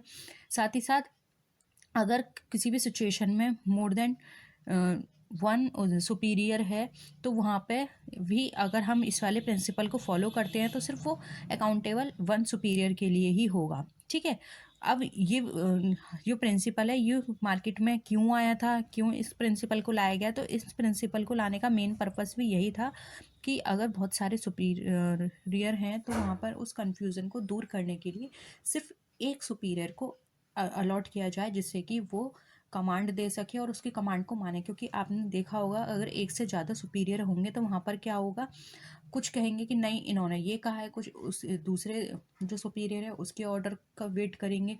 तो यहाँ पर क्या है, सब यूं ही बैठे रहेंगे कि अभी वहाँ से ऑर्डर आएगा, अभी वहाँ से ऑर्डर आएगा, क्योंकि बहुत सारे सुपीरियर हैं, सबके ऑर्डर का वो वेट करेंगे। तो इसलिए वन सुपीरियर रखा जाता है जिससे कि सब उसके ऑर्डर को फॉलो करें और सिर्फ उसी के ऑर्डर पे वो लायबल रहें। ठीक है, तो ऑप्शन यहाँ पर हमारा कौन सा हो जाएगा, two. A subordinate should get command from his immediate line supervise या सुपीरियर ओनली। ठीक है, नेक्स्ट क्वेश्चन देखिए। The scalar chain principle in organisation implicitly lays down a subordinate should have only one superior. Line authority must be clearly defined. Manager should directly supervise only a limited number of subordinates. All authority should vest in one single person. बताइए।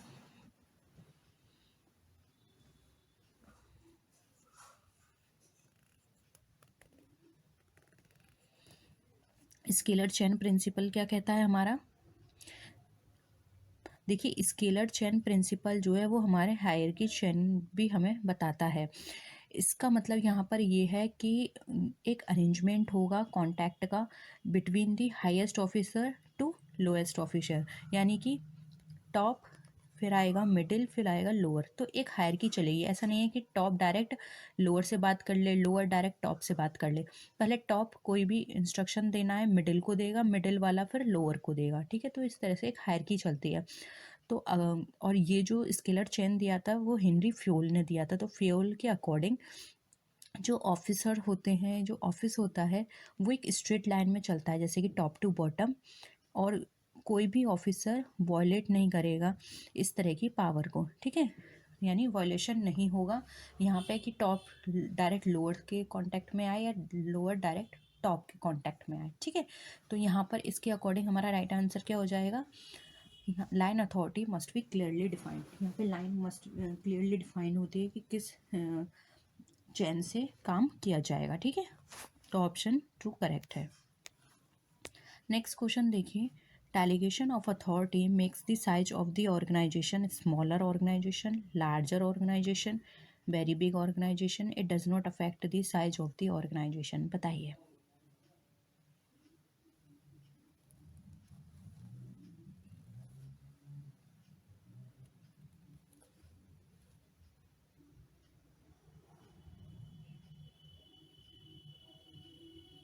क्या होगा, delegation of authority की बात की जा रही है।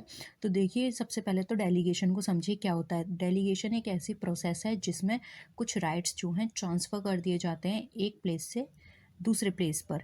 ठीक है, तो उसको बोला जाता है डेलीगेशन। अब अगर हम ऑर्गेनाइजेशन की बात करें, जब हम कोई भी अथॉरिटी डेलीगेट कर रहे हैं तो डेलीगेट करने का मेन पर्पस ही क्या होता है, क्योंकि वहाँ पर बर्डन ज़्यादा है, वो उस बर्डन को कम करना चाहते हैं। तो बर्डन सिर्फ और सिर्फ लार्ज ऑर्गेनाइजेशन में पॉसिबल है, इसलिए यहाँ पर ऑप्शन टू राइट आंसर हो जाएगा, large organisation.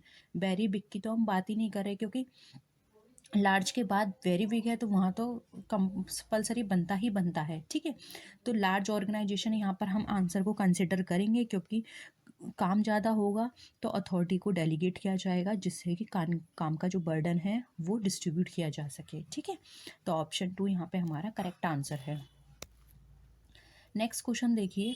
F.W. Taylor called the military type of foreman to unity of command, span of control, delegated legislature या department. Military type of foreman का क्या मतलब है,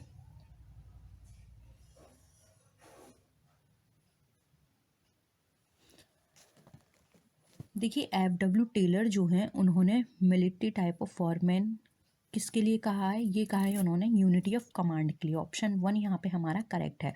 अब ये क्यों कहा है यूनिटी ऑफ कमांड, तो इस चीज़ को समझिए। अकॉर्डिंग टू दिस प्रिंसिपल जो जितने भी एम्प्लॉय हैं वो जो ऑर्डर प्राप्त करते हैं वो एक सुपीरियर से प्राप्त करते हैं केवल। जो हम अभी मैंने आपको पहले बताया था कि सिर्फ एक सुपीरियर होगा जिससे वो ऑर्डर रिसीव करेंगे। तो यहाँ पर क्या होता है, कन्फ्यूज़न ख़त्म हो जाती है। किसी भी तरह की कोई भी ऐसी कन्फ्यूज़न है कि हमें कहाँ से रिसीव होगा, हम कब काम करेंगे, ये चीज़ें सारी यहाँ पे बिल्कुल ख़त्म हो जाती हैं। और एक यहाँ पर वो जो सुपरवाइज़र हैं वो सिर्फ अकाउंटेबल होते हैं उस वन सुपीरियर के लिए। ठीक है, तो ऑप्शन यहाँ पे वन हमारा करेक्ट आंसर हो जाएगा। ठीक है, नेक्स्ट क्वेश्चन देखिए, who among the following is not related to the planning function given by F.W. Taylor. Options हैं route clerk, time and cost clerk, inspector या डिसिप्लिनेरियन। बताइए, जो F.W. टेलर ने प्लानिंग फंक्शन दिया था उससे रिलेटेड क्या चीज़ नहीं है।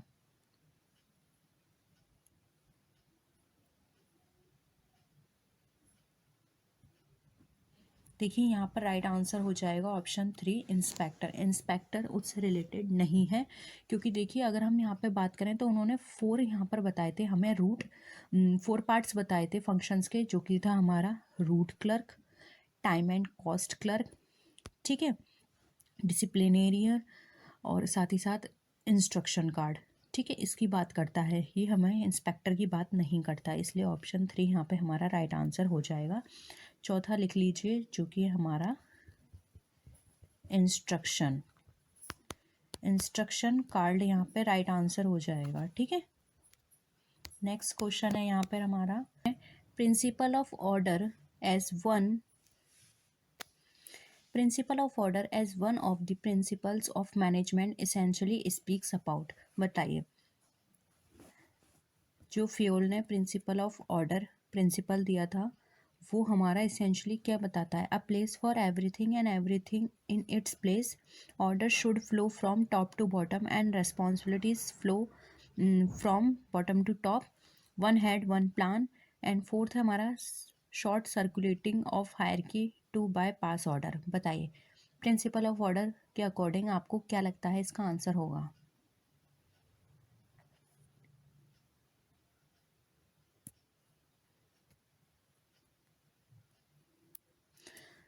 देखिए ये जो प्रिंसिपल है हमारा, प्रिंसिपल ऑफ ऑर्डर, अभी मैंने आपको बताया हेनरी फ्यूल ने दिए थे 14 प्रिंसिपल्स दिए थे इन्होंने मैनेजमेंट के, इनको फादर ऑफ मैनेजमेंट भी कहा जाता है, जिसमें से एक था हमारा प्रिंसिपल ऑफ ऑर्डर।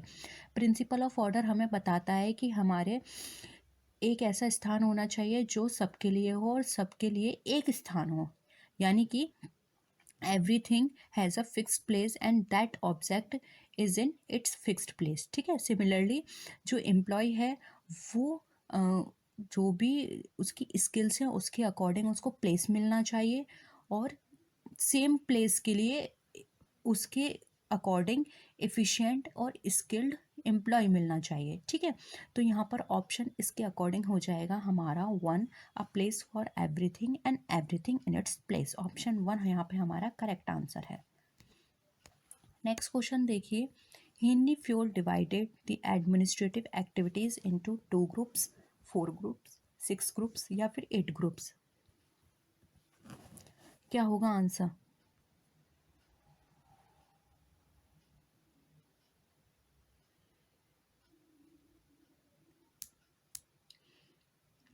देखिए हेनरी फ्यूल ने एडमिनिस्ट्रेटिव एक्टिविटीज़ को अपनी एक बुक में कंसिडर किया था, वहाँ पे इन्होंने डिस्कस किया था इसके बारे में।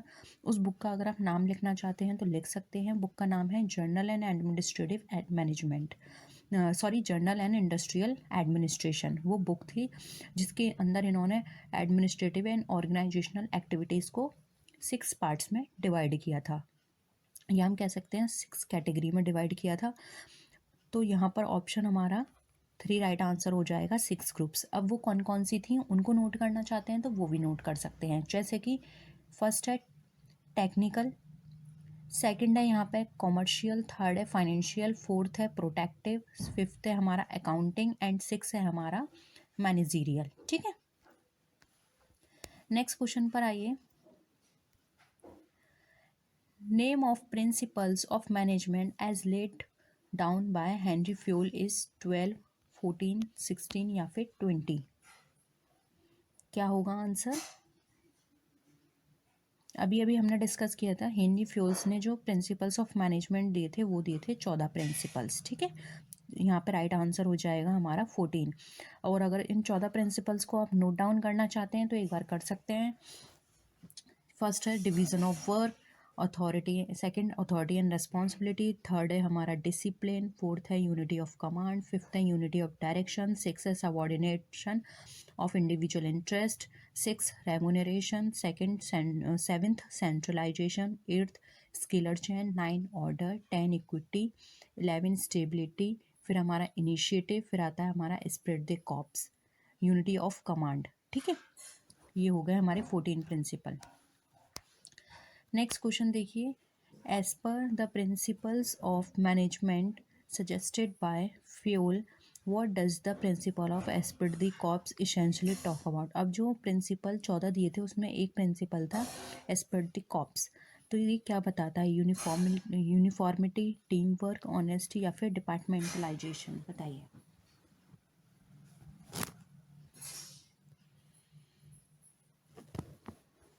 देखिए नाम से ही पता चल रहा है स्प्रेड द कॉप्स, स्प्रेड का मतलब होता है मिलकर किसी के साथ काम करना, स्प्रिट से, कोऑपरेशन की स्प्रिट से काम करना, और कोऑपरेशन की स्प्रिट कब कहाँ पर होती है, हमारी टीम वर्क के अंदर, ठीक है। ऑप्शन 2 यहाँ पे हमारा करेक्ट आंसर है। नेक्स्ट क्वेश्चन देखिए, which of the following is not an aim of scientific management, increased productivity, quality control, cost reduction, facilitating soldiering, बताइए क्या राइट आंसर होगा इसमें से आपका।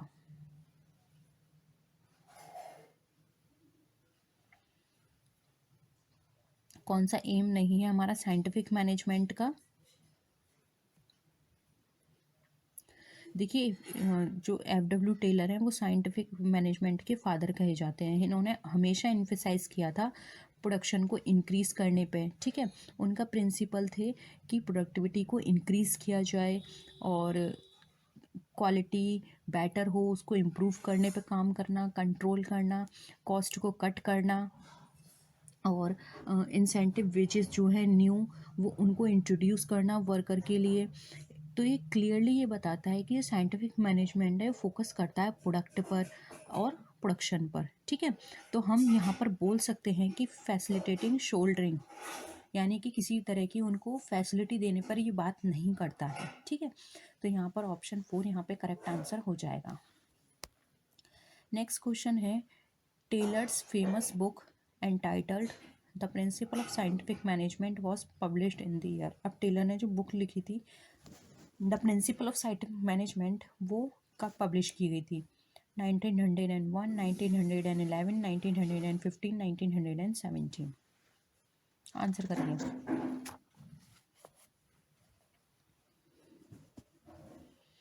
देखिए एफ.डब्ल्यू. टेलर ने जो बुक पब्लिश की थी वो की थी 1911 में, ठीक है। इसमें साइंटिफिक प्रिंसिपल्स के बारे में बताया गया था, और साइंटिफिक प्रिंसिपल्स में हमारे फर्स्ट था scientific method, not the thumb take rule, second था कोऑर्डिनेशन, थर्ड था कोऑपरेशन, एंड फोर्थ था यहाँ पर हमारा scientific selection and educationally trained staff, ठीक है। तो ऑप्शन 2 यहाँ पे हमारा करेक्ट आंसर है। नेक्स्ट देखिए, scalar chain principle had been given by, scalar chain principle किसने दिया था, F W. Taylor, Henri Fayol, Elton Mayo या फिर मैक्स वीवर।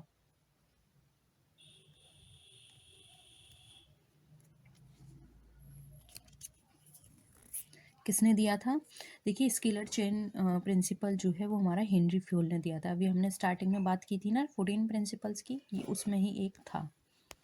नेक्स्ट है, the principle that an employee should be made accountable to only one superior officer relates to unity of direction, unity of approach, unity of command या फिर centralisation. अभी हमने starting में भी बात की थी कि जब हमारा एम्प्लॉय अकाउंटेबल होगा ओनली वन सुपीरियर और ऑफिसर, तो वो हमारा कहलाता है यूनिटी ऑफ कमांड, ठीक है। ऑप्शन 3 हमारा करेक्ट है। नेक्स्ट है, primary focus of management by exception revolves around organising, staffing, directing या फिर कंट्रोलिंग।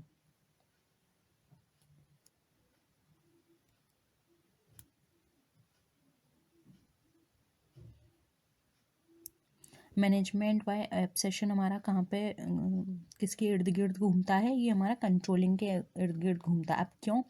मैनेजर जो है वो ये हम सबको पता है कि कोई एक पर्सन भी हर जगह एक जैसा अटेंशन नहीं दे सकता, कहीं ना कहीं तो उसको अटेंशन देने में कमी हो जाएगी, कहीं ना कहीं तो वो किसी ना किसी डिसीजन को लेने में डिले हो जाएगी, ठीक है।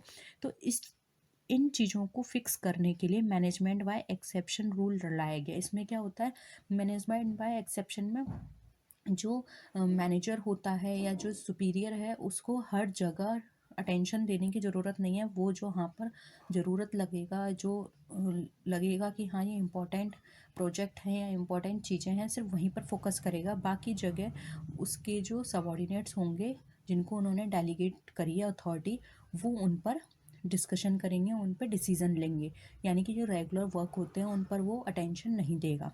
इसलिए ऑप्शन 4 यहाँ पे राइट आंसर हो जाएगा। नेक्स्ट है according to Taylor which of the following are related to functional organisation. First है gang boss, repair boss and general manager. फिर है inspector, routine clerk and general manager. Third है repair boss and foreman. Fourth है routine clerk, speed boss and inspector. बताइए Taylor के according functional organisation से क्या क्या चीज़ें रिलेट करती हैं। पढ़ा होगा आपने फंक्शनल ऑर्गेनाइजेशन का मैप, पूरा इसका एक मैप है। देखिए थोड़ा सा हम यहाँ पे डिस्कस कर लेते हैं। देखिए मैं यहाँ पर आपको ऐसे ही बता देती हूँ, फंक्शनल ऑर्गेनाइजेशन को 2 पार्ट्स में डिवाइड किया गया है, ठीक है। फर्स्ट आता है हमारा प्लानिंग ऑफिसर, फिर आता है हमारा यहाँ पे प्रोडक्शन ऑफिसर। अगर आप नोट करना चाहते हैं तो डायरेक्ट कर सकते हैं। फर्स्ट है प्लानिंग, दूसरा है हमारा प्रोडक्शन। प्लानिंग में आता है हमारा root clerk, instruction clerk, time cost clerk and disciplinary, ठीक है। और प्रोडक्शन ऑफिसर में आता है हमारा gang boss, repair boss, inspector और हमारा स्पीड बॉस, ठीक है। तो ये नोट कर लिए होंगे आपने, नहीं तो आप गूगल करोगे तो आपको मिल जाएगा, ठीक है। तो यहाँ पर पूछा गया है फंक्शनल ऑर्गेनाइजेशन से रिलेटेड क्या है। तो यहाँ पर अगर हम ऑप्शंस की बात जाएं तो देखिए gang boss, repair boss and general manager, ये तो कहीं बात नहीं की गई। Inspector, routine clerk and general manager, again general manager की तो बात ही नहीं की गई है। फिर है repair boss and foreman, foreman की भी बात नहीं की गई है। तो ऑप्शन 4 हमारा राइट होगा आंसर। रूटीन क्लर्क की बात की गई है किसके अंदर, प्लानिंग ऑफिसर के अंदर, जिसको हम रूट क्लर्क भी बोलते हैं। स्पीड बॉस की बात की गई है यहाँ पर हमारी किसके अंदर, प्रोडक्शन ऑफिसर के अंदर। और इंस्पेक्टर की भी बात की गई है हमारी प्रोडक्शन ऑफिसर के अंदर। तो ऑप्शन 4 यहाँ पे हमारा राइट आंसर है। नेक्स्ट क्वेश्चन देखिए, shop management book published in the year 1903 has been written by. अब जो शॉप मैनेजमेंट बुक है वो किसने लिखी, हेनरी फ्यूल ने, विलियम एफ फॉक्स ने, F.W. टेलर ने या फिर H. सिमोन ने।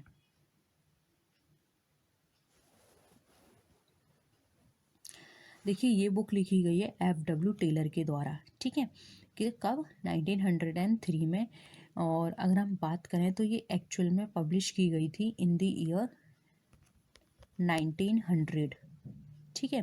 F.W. टेलर बॉर्न हुए थे 1856 में अमेरिका में। और इनकी जो काम था उसको फोकस करता है एफिशिएंसी को बढ़ाने में एम्प्लॉय की, और प्रोडक्शन को बढ़ाने में, ठीक है। तो ऑप्शन 3 यहाँ पे हमारा राइट आंसर है। नेक्स्ट क्वेश्चन देखिए, किर्कपैट्रिक्स 4 level evaluation model includes the following, knowledge, development, satisfaction या फिर लर्निंग। क्या होगा आंसर।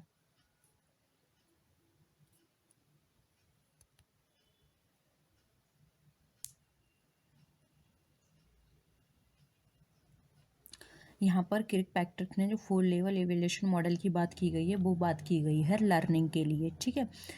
इसमें इन्होंने पिरामिड बनाया था, इस तरह से बात की गई थी level 1, level 2, level 3 and level 4 की। लेवल 1 में रिएक्शन की बात की जाती है, लेवल 2 में लर्निंग की बात की जाती है, लेवल 3 में बिहेवियर चेंज की बात की जाती है, एंड लेवल 4 में ऑर्गेनाइजेशनल परफॉर्मेंस की बात की जाती है। ठीक है, तो यहाँ पर राइट आंसर क्या हो जाएगा, लर्निंग। नेक्स्ट क्वेश्चन देखिए, dash concept is not associated with scientific management. Scientific management से कौन सा कॉन्सेप्ट एसोसिएट नहीं करता है। फर्स्ट है mental revolution, unity of command, time and motion study यानी या फिर मेथड स्टडी। सिंपल है, साइंटिफिक मैनेजमेंट किसने दिया, F.W. टेलर ने, और यूनिटी ऑफ कमांड दिया फेओल ने। ठीक है, तो आप ऐसे ही आंसर बता सकते हैं, या फिर आप ऐसे याद कर लीजिए, F.W. टेलर मेंटल रिवोल्यूशन की बात करता है, F.W. Taylor time and motion study की बात करता है, और F.W. टेलर ही हमारा मेथड स्टडी की बात करता है। किसकी बात नहीं करता, यूनिटी ऑफ कमांड की। तो ऑप्शन 2 यहाँ पे हमारा करेक्ट आंसर है। नेक्स्ट क्वेश्चन देखिए, which of the following pairs is correctly matched. F.W. Taylor human relation से रिलेटेड है, Henri Fayol universality of management से, एल्टन मायो साइकोलॉजिकल अप्रोच से, या फिर Mary Parker Follett scientific management से। बताइए कौन सा करेक्टली मैच है।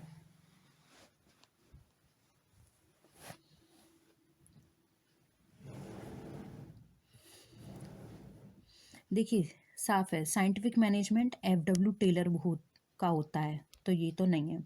एल्टन मायो ह्यूमन रिलेशन की बात करता है, ना कि साइकोलॉजिकल की, ये भी गलत है। हेनी और F.W. टेलर ह्यूमन रिलेशन की बात नहीं करता, ये साइंटिफिक मैनेजमेंट की बात करता है। बचा क्या, सेकंड। तो सेकंड हमारा राइट आंसर हो जाएगा। हेनरी फ्योल जो है वो हमारा यहाँ पे करेक्ट है, यूनिवर्सैलिटी ऑफ मैनेजमेंट की बात करता है। ठीक है, नेक्स्ट देखिए, who was the father of the modern management theory. बताइए मॉडर्न मैनेजमेंट थ्योरी का कौन फादर है। F.W. Taylor, Peter F Drucker, Henri Fayol, या फिर नन ऑफ दीज।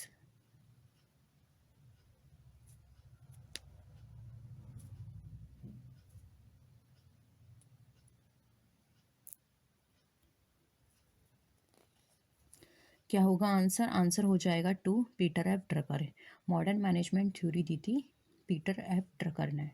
ठीक है, राइट आंसर 2 है। नेक्स्ट देखिए, according to Theo Haimann the concept of management are 2, 3, 4 या फिर नन ऑफ द अबव। थियो हैमन के अकॉर्डिंग मैनेजमेंट का कॉन्सेप्ट कितने हैं। देखिए थियो हैमन की बात करें तो इन्होंने मैनेजमेंट के 3 कॉन्सेप्ट बताए हैं। ऑप्शन 2 यहाँ पे करेक्ट है। अब वो कौन कौन से हैं, इन्होंने कहा मैनेजमेंट एज अ प्रोसेस। ठीक है, सेकंड इन्होंने कहा मैनेजमेंट एज अ डिसिप्लिन। ठीक है, थर्ड इन्होंने कहा मैनेजमेंट एज अ नाउन। 3 इन्होंने कॉन्सेप्ट दिए। ठीक है, तो ऑप्शन याद रखिए, management as a process, management as a discipline, management as a noun. ठीक है, नेक्स्ट देखिए, the theory of bureaucracy was given by. Bureaucracy की थ्योरी किसने दी, Henri Fayol, Elton Mayo, Max Weber, या फिर all of none of these.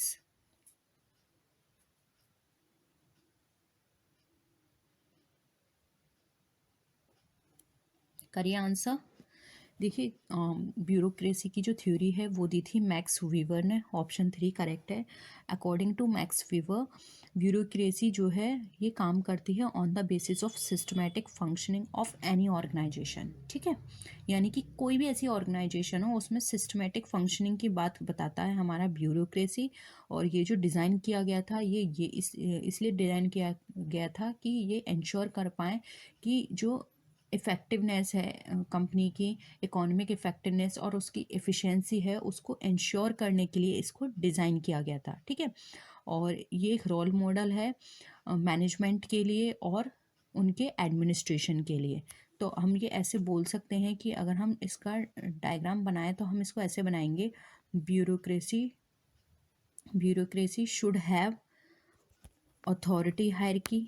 ठीक है, bureaucracy should have formal section, bureaucracy should have formal rules and regulations, bureaucracy should have impersonality, bureaucracy should have career orientation, bureaucracy should have division of labour. ठीक है, तो ये इस तरह से बात करती है ब्यूरोक्रेसी हमारी। नेक्स्ट देखिए, the father of brainstorming, brainstorming के फादर कौन कहे जाते हैं? Elton Mayo, Alex F Osborn, Henri Fayol या फिर नन ऑफ दीज।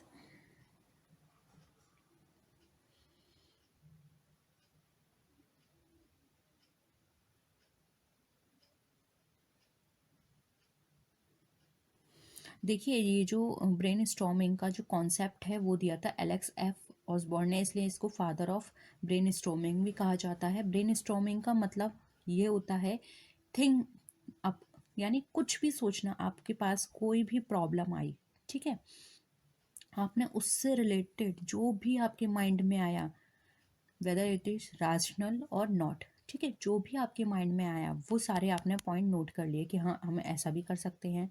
अच्छा, सेकंड ऑप्शन ये भी हो सकता है, अच्छा थर्ड ऑप्शन ये भी हो सकता है।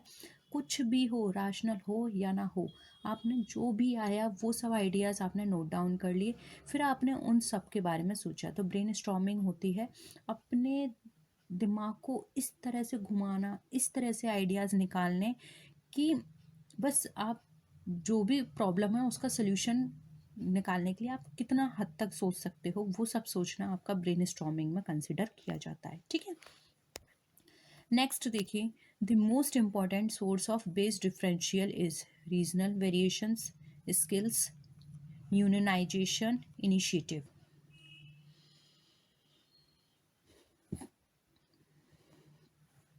वेज डिफरेंशियल आप सबसे ज़्यादा कौन से एस्पेक्ट को कंसिडर करेंगे? देखिए, सैलरी सबसे ज़्यादा जो दी जाती है वो दी जाती है स्किल्स के बेसिस पे। आपने देखा होगा हमारे हम बेसिकली तीन तरह की स्किल्स को कंसिडर करते हैं। एक होता है अनस्किल्ड, एक होता है सेमी स्किल्ड, ठीक है, और एक होता है स्किल्ड। ठीक है, अब आप देखिए, जो अनस्किल्ड है क्या उसको उतनी ही वेजेस दी जाएगी जितनी स्किल्ड को दी जाती है, या अनस्किल्ड को जितनी दी जाती है क्या उतनी ही स्किल्ड को दी जाएगी? ऐसा तो नहीं है, इसको बहुत कम होगी, सेमी स्किल्ड को थोड़ी ज़्यादा होगी, और जो स्किल्ड पर्सन है उसको और भी ज़्यादा होगी। तो हमारी जो वेज डिफरेंशियल होता है वो हमारा स्किल्स के बेसिस पर होता है। ठीक है, ऑप्शन 2 यहाँ पे हमारा राइट आंसर है। नेक्स्ट क्वेश्चन देखिए, अब यहाँ पर हमें पूछा गया है कि जो हमारा एमबीओ का कॉन्सेप्ट है जिसको मैनेजमेंट बाय ऑब्जेक्टिव्स भी बोलते हैं, वो ओरिजिनली कहाँ से आया? एफ डब्ल्यू टेलर से, A H Maslow, Henry Fayol या फिर पीटर एफ ड्रकर? बताइए।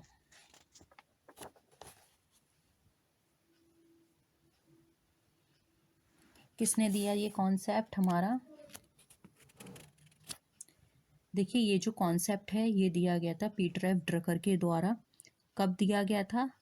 1954 में। ठीक है, नोट डाउन कर लीजिए, और ये भी याद कर लीजिए कि ये किस में दिया गया था। तो यहाँ पर एक इनकी बुक आई थी, ठीक है, बुक थी प्रैक्टिस ऑफ मैनेजमेंट, उसके अंदर इन्होंने मैनेजमेंट बाय ऑब्जेक्टिव्स के बारे में बताया था। अब मैनेजमेंट बाय ऑब्जेक्टिव्स क्या होता है? तो मैनेजमेंट बाय ऑब्जेक्टिव्स होता है कि कंपनी के या बिजनेस के ऑब्जेक्टिव्स को जो एम्प्लॉय है, इंडिविजुअल एम्प्लॉय के ऑब्जेक्टिव्स के साथ इस तरह से मर्ज किया जाए कि जब भी एम्प्लॉय अपने ऑब्जेक्टिव्स को ध्यान में रखते हुए काम करे तो इनडायरेक्ट वे में कंपनी के जो ऑब्जेक्टिव्स हैं उनको भी अचीव करने में उसको हेल्प मिले। ठीक है, नेक्स्ट क्वेश्चन देखिए, management means forecasting and planning, commanding, coordinating and controlling, whose words are these? तो स्टैटिक क्वेश्चन है, अगेन ये आपको इसको लर्न करना होगा। Koontz and O'Donnell, Henri Fayol, F W Taylor या फिर पीटर एफ ड्रकर? बताइए क्या होगा आंसर। देखिए, यहाँ पर राइट आंसर हो जाएगा ऑप्शन नंबर 1, हेनरी फ्यूल। ठीक है, ऑप्शन 1 यहाँ पे हमारा राइट आंसर है। Who called management as a profession? बताइए, मैनेजमेंट को किसने प्रोफेशन कहा है? Graicunas, Peter Drucker, Henry Ford या फिर हेनरी फ्यूल?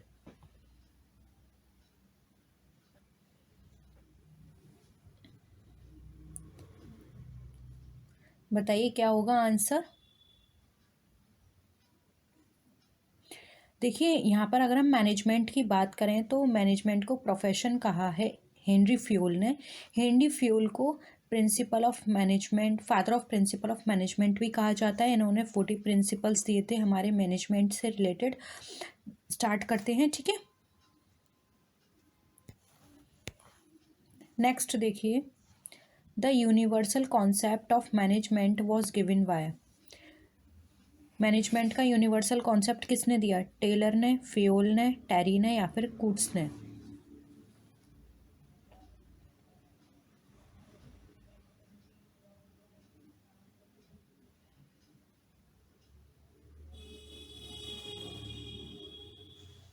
देखिए ये जो कॉन्सेप्ट दिया था अगेन हेनरी फ्यूल ने दिया था। ऑप्शन 2 राइट आंसर है।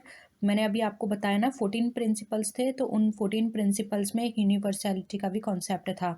इसके अलावा division of work, authority and responsibility, order, remuneration, centralisation, scalar chain, equity, stability, spread the corps, initiative, discipline, unity of direction, ये इस तरह से इन्होंने 14 प्रिंसिपल्स दिए थे, ठीक है।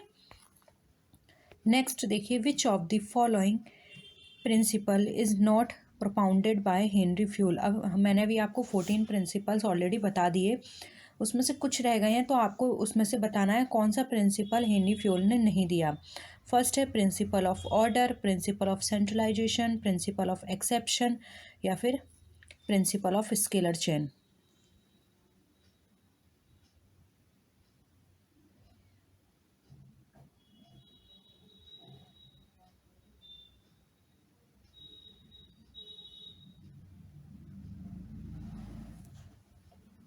क्या होगा?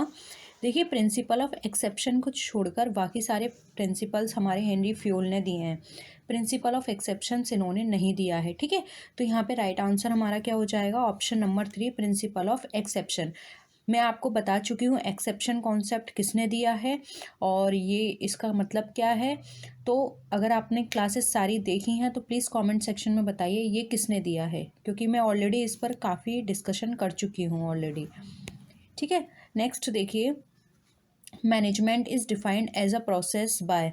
मैनेजमेंट एक प्रोसेस है, ये किसने बताया? हेनरी फ्यूल ने, F.W. टेलर ने, एल्टन मायो ने या फिर पीटर एफ ड्रकर ने?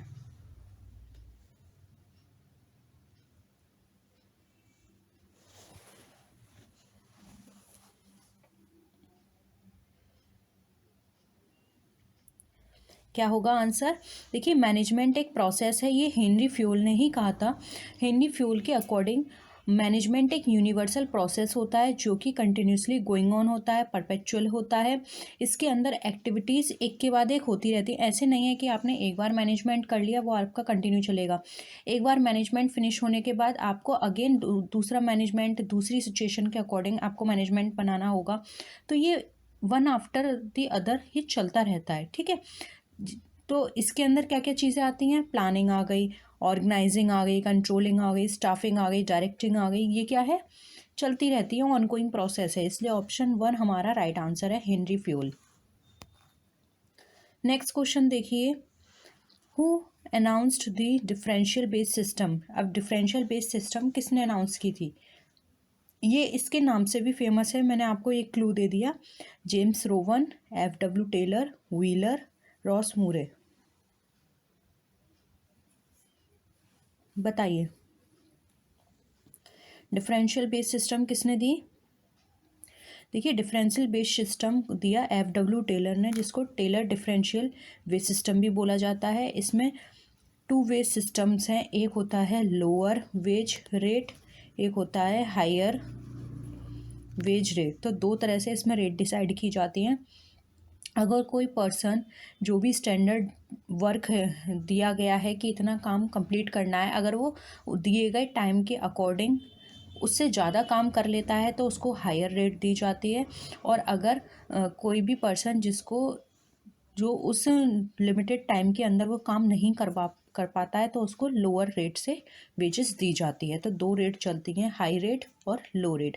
और ये मेथड जो है टेलर के नाम से भी फेमस है, जिसको बोलते हैं टेलर डिफरेंशियल वेज सिस्टम। ठीक है, तो ऑप्शन 2 यहाँ पे हमारा करेक्ट है।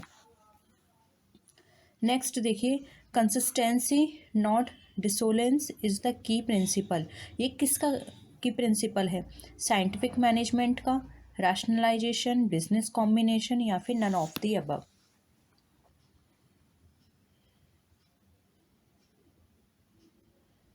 बताइए। कंसिस्टेंसी नॉट डिसोनेंस क्या बताती है? देखिए यहाँ पर अगर हम बात करें तो एक अमेरिकन मैनेजर थे, बहुत ही फेमस और एक्सपर्ट भी हम बोल सकते हैं, एक्सपर्ट प्रोफेसर थे, F.W. टेलर। ये उन्होंने दिया था। तो अगर हम बात करें कंसिस्टेंसी नॉट डिसोनेंस, तो आपको पता है F.W. टेलर ने क्या दिया था? Scientific management. तो ऑप्शन 1 यहाँ पे राइट आंसर हो जाएगा। इन्होंने ये मेंशन किया था कि जो भी रिसोर्सेज हम यूज़ कर रहे हैं या जो भी वर्कर्स हम यूज़ कर रहे हैं उनके बीच में हार्मनी होनी चाहिए। ठीक है, they should have consistency not dissonance. Optimum use of resources होने चाहिए। Labour can be done in the condition of consistency whereas in the absence of it this is not possible. ठीक है, तो क्या है? रिसोर्सेज की consistency होनी चाहिए, लेबर की कंसिस्टेंसी होनी चाहिए। अगर इनमें से कोई भी एब्सेंस है तो ये सारी चीज़ें हम जिस भी पर्पज़ से कर रहे हैं वो हमारा काम फुलफिल नहीं हो पाएगा। ठीक है, तो ऑप्शन 1 यहाँ पे साइंटिफिक मैनेजमेंट राइट आंसर हो जाएगा। नेक्स्ट देखिए, in scientific management Taylor used. Scientific management में टेलर ने क्या यूज़ किया? Motion study, fatigue and time study, motion fatigue and time study या फिर नन ऑफ दीज? आपने इन स्टडी के बारे में पढ़ा होगा। मोशन स्टडी ये बताती है कि आप कितना फ्रिक्वेंटली, कितनी जल्दी कोई भी काम करते हैं। फटीग स्टडी बताती है कि लेबर के अंदर ये चीज़ होती है कि आप उसको कंटिन्यूसली काम नहीं करवा सकते हो, आपको थोड़ा उसको रेस्ट देना होगा, जिससे कि थोड़ा रेस्ट करने के बाद हम उनकी प्रोडक्टिविटी को अच्छे से ले पाएँ। अगर कोई वर्कर कंटिन्यू काम करेगा तो उसकी प्रोडक्टिविटी धीरे धीरे ख़त्म हो जाएगी। एंड टाइम स्टडी हमें बताती है कि कोई भी काम हमें अगर हम टाइम के अकॉर्डिंग करते हैं या टाइम बाउंडेशन के अकॉर्डिंग होता है तो वो काम हम जल्दी फिनिश कर पाते हैं। ठीक है, तो बताइए इन्होंने किन किन के बारे में डिस्कशन किया। देखिए इन्होंने टाइम, मोशन, फटीग तीनों पे बात की है, इसलिए ऑप्शन 3 राइट आंसर है। और ये बात की गई थी साइंटिफिक मैनेजमेंट थ्योरी के अंदर F.W. टेलर के द्वारा। उन्होंने स्पीड स्टडी, टाइम स्टडी और फटीग स्टडी इन सब पर स्टडी की थी और वो सारे फैक्टर्स को इन्होंने देखा था जो कि एक वर्कर की एफिशिएंसी को यहाँ पे अफेक्ट कर रहे हैं। ठीक है, और साथ ही साथ इन्होंने उनके जो अफेक्ट हो रहे हैं उनके क्या क्या चीज़ें, क्या क्या कंडीशंस आ रही हैं, क्या प्रॉब्लम्स खड़ी हो रही हैं, उन चीज़ों को भी इन्होंने एनालाइज किया था। ठीक है, तो यहाँ पर ऑप्शन 3 हमारा राइट आंसर हो जाएगा। नेक्स्ट है, who proposed the separation of planning from work? Peter F Drucker, F.W. Taylor, Henri Fayol, Oliver Sheldon?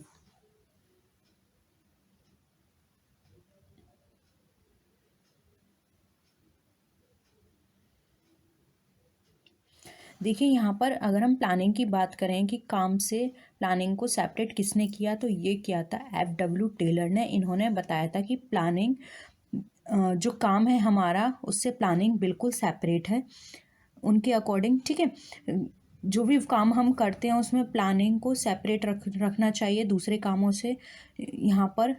इसलिए इन्होंने प्लानिंग, फंक्शनल डिपार्टमेंट, इन दोनों में डिफरेंस बताया। साथ ही साथ इन्होंने कहा कि बोथ दी वर्क, यानी कि प्लानिंग एंड जो भी आप काम यहाँ पे कर रहे हैं वो डिफरेंट लोगों से करवाने चाहिए। यानी कि ऐसा नहीं है कि आप काम, जो भी आपने किसी भी एम्प्लॉय को ड्यूटी असाइन की है आप उससे वो ड्यूटी तो करवा ही रहे हैं, साथ में साथ आप उनको प्लानिंग भी बोल रहे हैं कि आप प्लानिंग भी करिए। तो उन्होंने कहा कि प्लानिंग के लिए अलग एम्प्लॉय होने चाहिए और जो आप पर्टिकुलर जॉब करवा रहे हैं उसके लिए अलग एम्प्लॉय होना चाहिए। ठीक है, तो इसलिए इन्होंने कहा कि काम से प्लानिंग को सेपरेट रखना ही बेहतर है। ये कॉन्सेप्ट दिया F.W. टेलर ने। नेक्स्ट क्वेश्चन देखिए, among the following the only theory which is not propounded by Fayol. अब इसमें से आपको बताना है कौन सी थ्योरी है जो फ्योल ने नहीं दी थी। Mental revolution, division of work, order या फिर स्केलर चेन। 14 प्रिंसिपल्स में ये मैंने अभी डिस्कस किया था आपसे।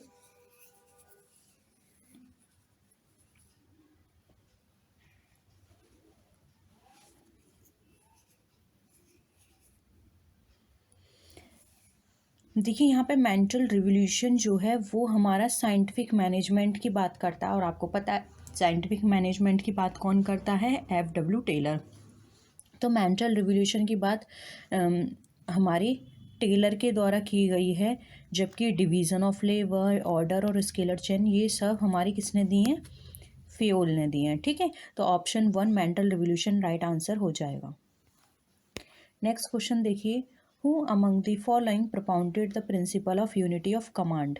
F.W. Taylor, Elton Mayo, Peter F Drucker, Henri Fayol. बताइए यूनिटी ऑफ कमांड प्रिंसिपल किसने दिया?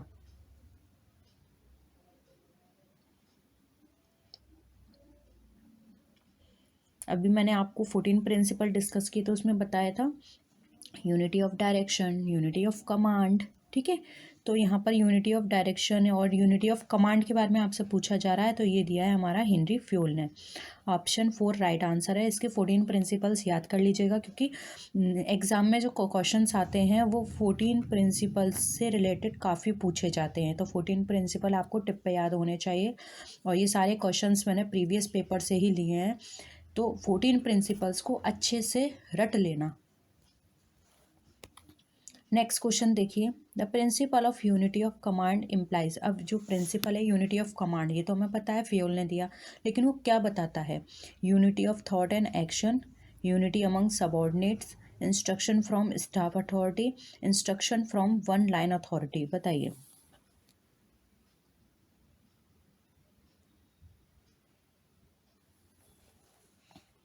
क्या होगा?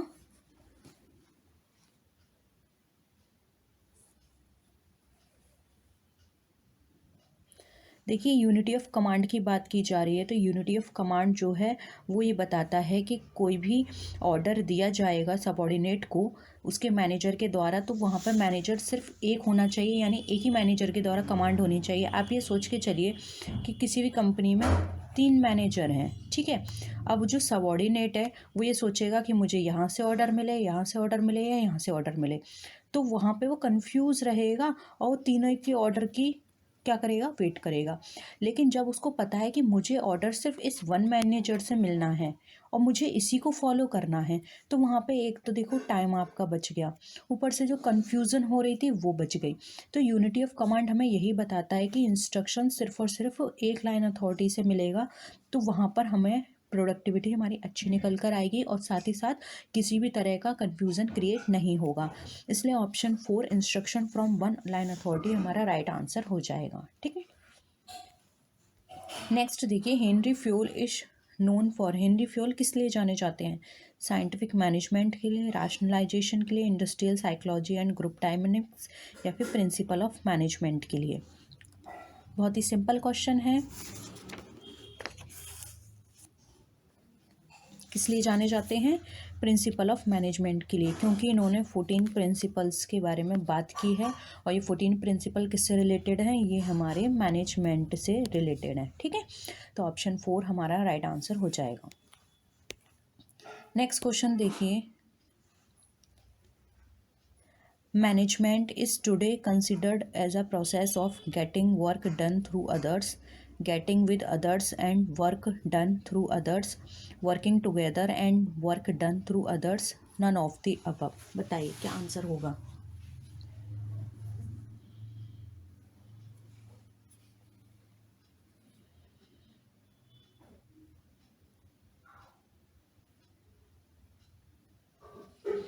देखिए मैनेजमेंट, अगर हम आज की बात करें तो मैनेजमेंट हमें यही बताता है कि हम हमें किसी से काम निकलवाना है या काम करवाना है तो हमें उसके साथ रह के काम करना पड़ेगा, यानी कि किसी के साथ काम करने के लिए उसके साथ में काम करना भी पड़ेगा, तभी हम अपनी प्रोडक्टिविटी को और अच्छे से निकाल सकते हैं। ठीक है, क्योंकि आप जब किसी के संग मिलकर काम करते हो तो वो भी मोटिवेट होता है काम करने के लिए, और वहाँ पे जो कोऑर्डिनेशन है वो भी अच्छा बनता है। उसको लगता है कि हाँ, जो हमारे एम्प्लॉय हैं वो आपस में काम कर रहे हैं, तो हम अगर उससे सुपीरियर उसके संग मिलके थोड़ा काम करवाता है या थोड़े उनके संग गेट टुगेदर करता है तो उन वो भी वहाँ पे मोटिवेट होते हैं। ठीक है, तो ऑप्शन 3 यहाँ पे हमारा राइट आंसर हो जाएगा।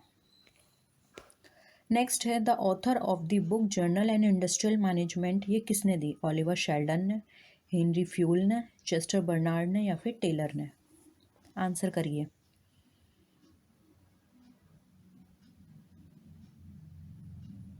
जर्नल एंड इंडस्ट्रियल मैनेजमेंट बहुत ही फेमस बुक है, एग्जाम में बहुत पूछी जाती है, रिपीटेड क्वेश्चन है ये एग्जामिनर का। ये बुक दी थी हेनरी फ्यूल ने। ठीक है, ऑप्शन 2 हमारा करेक्ट है। नेक्स्ट देखिए, which of the following was a main contribution of Henri Fayol? Henri Fayol का मेन कंट्रीब्यूशन किस में है? टाइम एंड मोशन स्टडी में, universality of management, emphasise on formal groups, emphasis on consistency approach. बताइए। अभी हमने ये पहले भी डिस्कस किया था। मेन कंट्रीब्यूशन उनका यूनिवर्सैलिटी ऑफ मैनेजमेंट है, क्योंकि ये 14 प्रिंसिपल के अंदर कंसिडर किए जाते हैं। टाइम एंड मोशन स्टडी हमने पहले डिस्कस की थी, ये टेलर ने दी हुई है। ठीक है, तो ऑप्शन 2 यहाँ पे हमारा करेक्ट आंसर हो जाएगा। नेक्स्ट देखिए, management by exceptions requires. Management by exceptions में क्या ज़रूरत होती है? Reporting of significant variances, selective responsibility oriented reporting, full report on performance, computation of actual achievements in different spheres of performance. बताइए।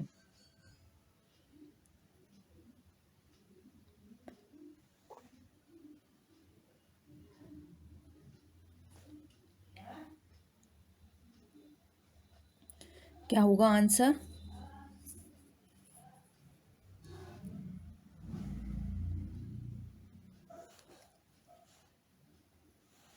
Options को अच्छे से पढ़िए फिर आंसर करिए।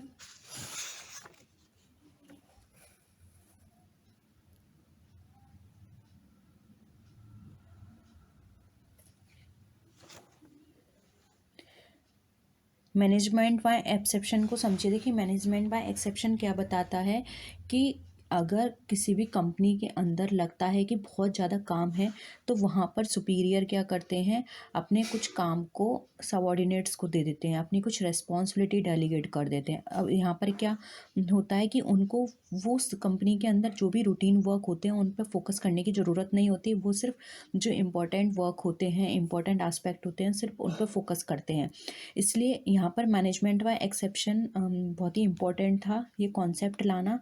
और इसके अकॉर्डिंग अगर हम देखें तो राइट आंसर हमारा 1 हो जाएगा। जो भी सिग्निफिकेंट वेरिएंसेस हैं उन पर फोकस करना, उन पर रिपोर्ट करना एक तरह से। ठीक है, जिससे कि उनको सारी चीज़ों पे ध्यान न देना पड़े, क्योंकि सारी चीज़ों पर ध्यान देंगे तो कहीं भी अच्छे से फोकस नहीं कर पाएंगे।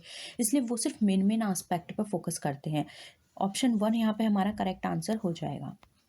नेक्स्ट क्वेश्चन देखिए, the main advantage of functional organisation is simplicity, expert advice, specialisation या फिर एक्सपीरियंस। क्या होगा आंसर?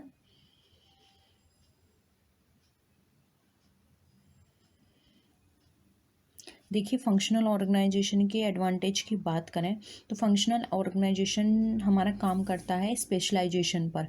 ठीक है, क्योंकि फंक्शनल ऑर्गेनाइजेशन में क्या होता है, यहाँ पे ऑर्गेनाइजेशन फंक्शंस के अकॉर्डिंग डिवाइड हो जाती है। ठीक है, तो फंक्शंस के अकॉर्डिंग डिवाइड होगी यानी कि स्पेशलाइजेशन हो गया, इसलिए राइट आंसर हो जाएगा ऑप्शन नंबर 3। नेक्स्ट क्वेश्चन देखिए, फंक्शनल ऑर्गेनाइजेशन मेथड ये किसने दिया था? हेनरी फ्यूल ने, जॉर्ज आर टेरी ने, एफ.डब्ल्यू. टेलर ने या फिर हेरोल्ड कूट्स ने?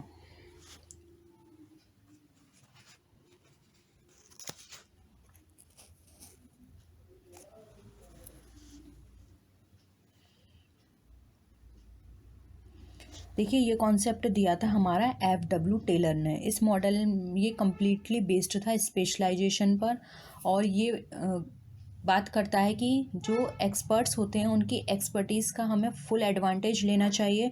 जो जिस भी पर्सन जिस भी काम में एक्सपर्ट है उसको वही जॉब प्रोवाइड करनी चाहिए, जिससे कि हम उनका बेटर तरीके से रिज़ल्ट ले सकें।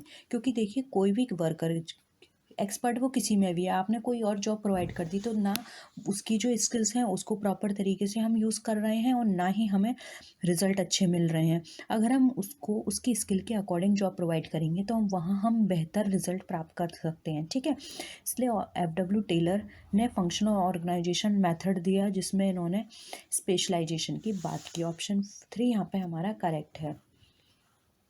नेक्स्ट क्वेश्चन देखिए, according to Henri Fayol primary function of management process are 4, 6, 8 and 10।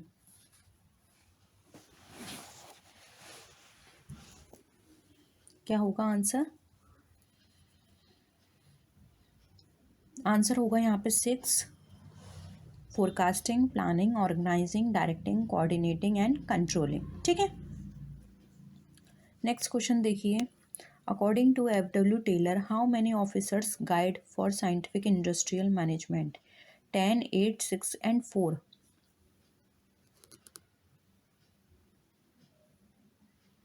क्या लगता है आंसर? देखिए यहाँ पे टेलर के अकॉर्डिंग पूछा गया है कि कितने ऑफिसर्स हैं जो साइंटिफिक इंडस्ट्रियल मैनेजमेंट के लिए यहाँ पे उनको मार्गदर्शन देते हैं। तो यहाँ पर 8 बताए गए हैं, ठीक है। तो यहाँ पर ऑप्शन हमारा 2 राइट आंसर हो जाएगा। तो यही थे आज के क्वेश्चंस। होप आपको सारे क्वेश्चंस क्लियर हुए होंगे। किसी भी तरह का डाउट लगता है तो प्लीज़ कमेंट सेक्शन में ज़रूर बताइएगा, हम उनको फिर से डिस्कस करने की कोशिश करेंगे। तो नेक्स्ट वीडियो में हम आपसे फिर मिलेंगे, तब तक के लिए टेक केयर, बाय बाय।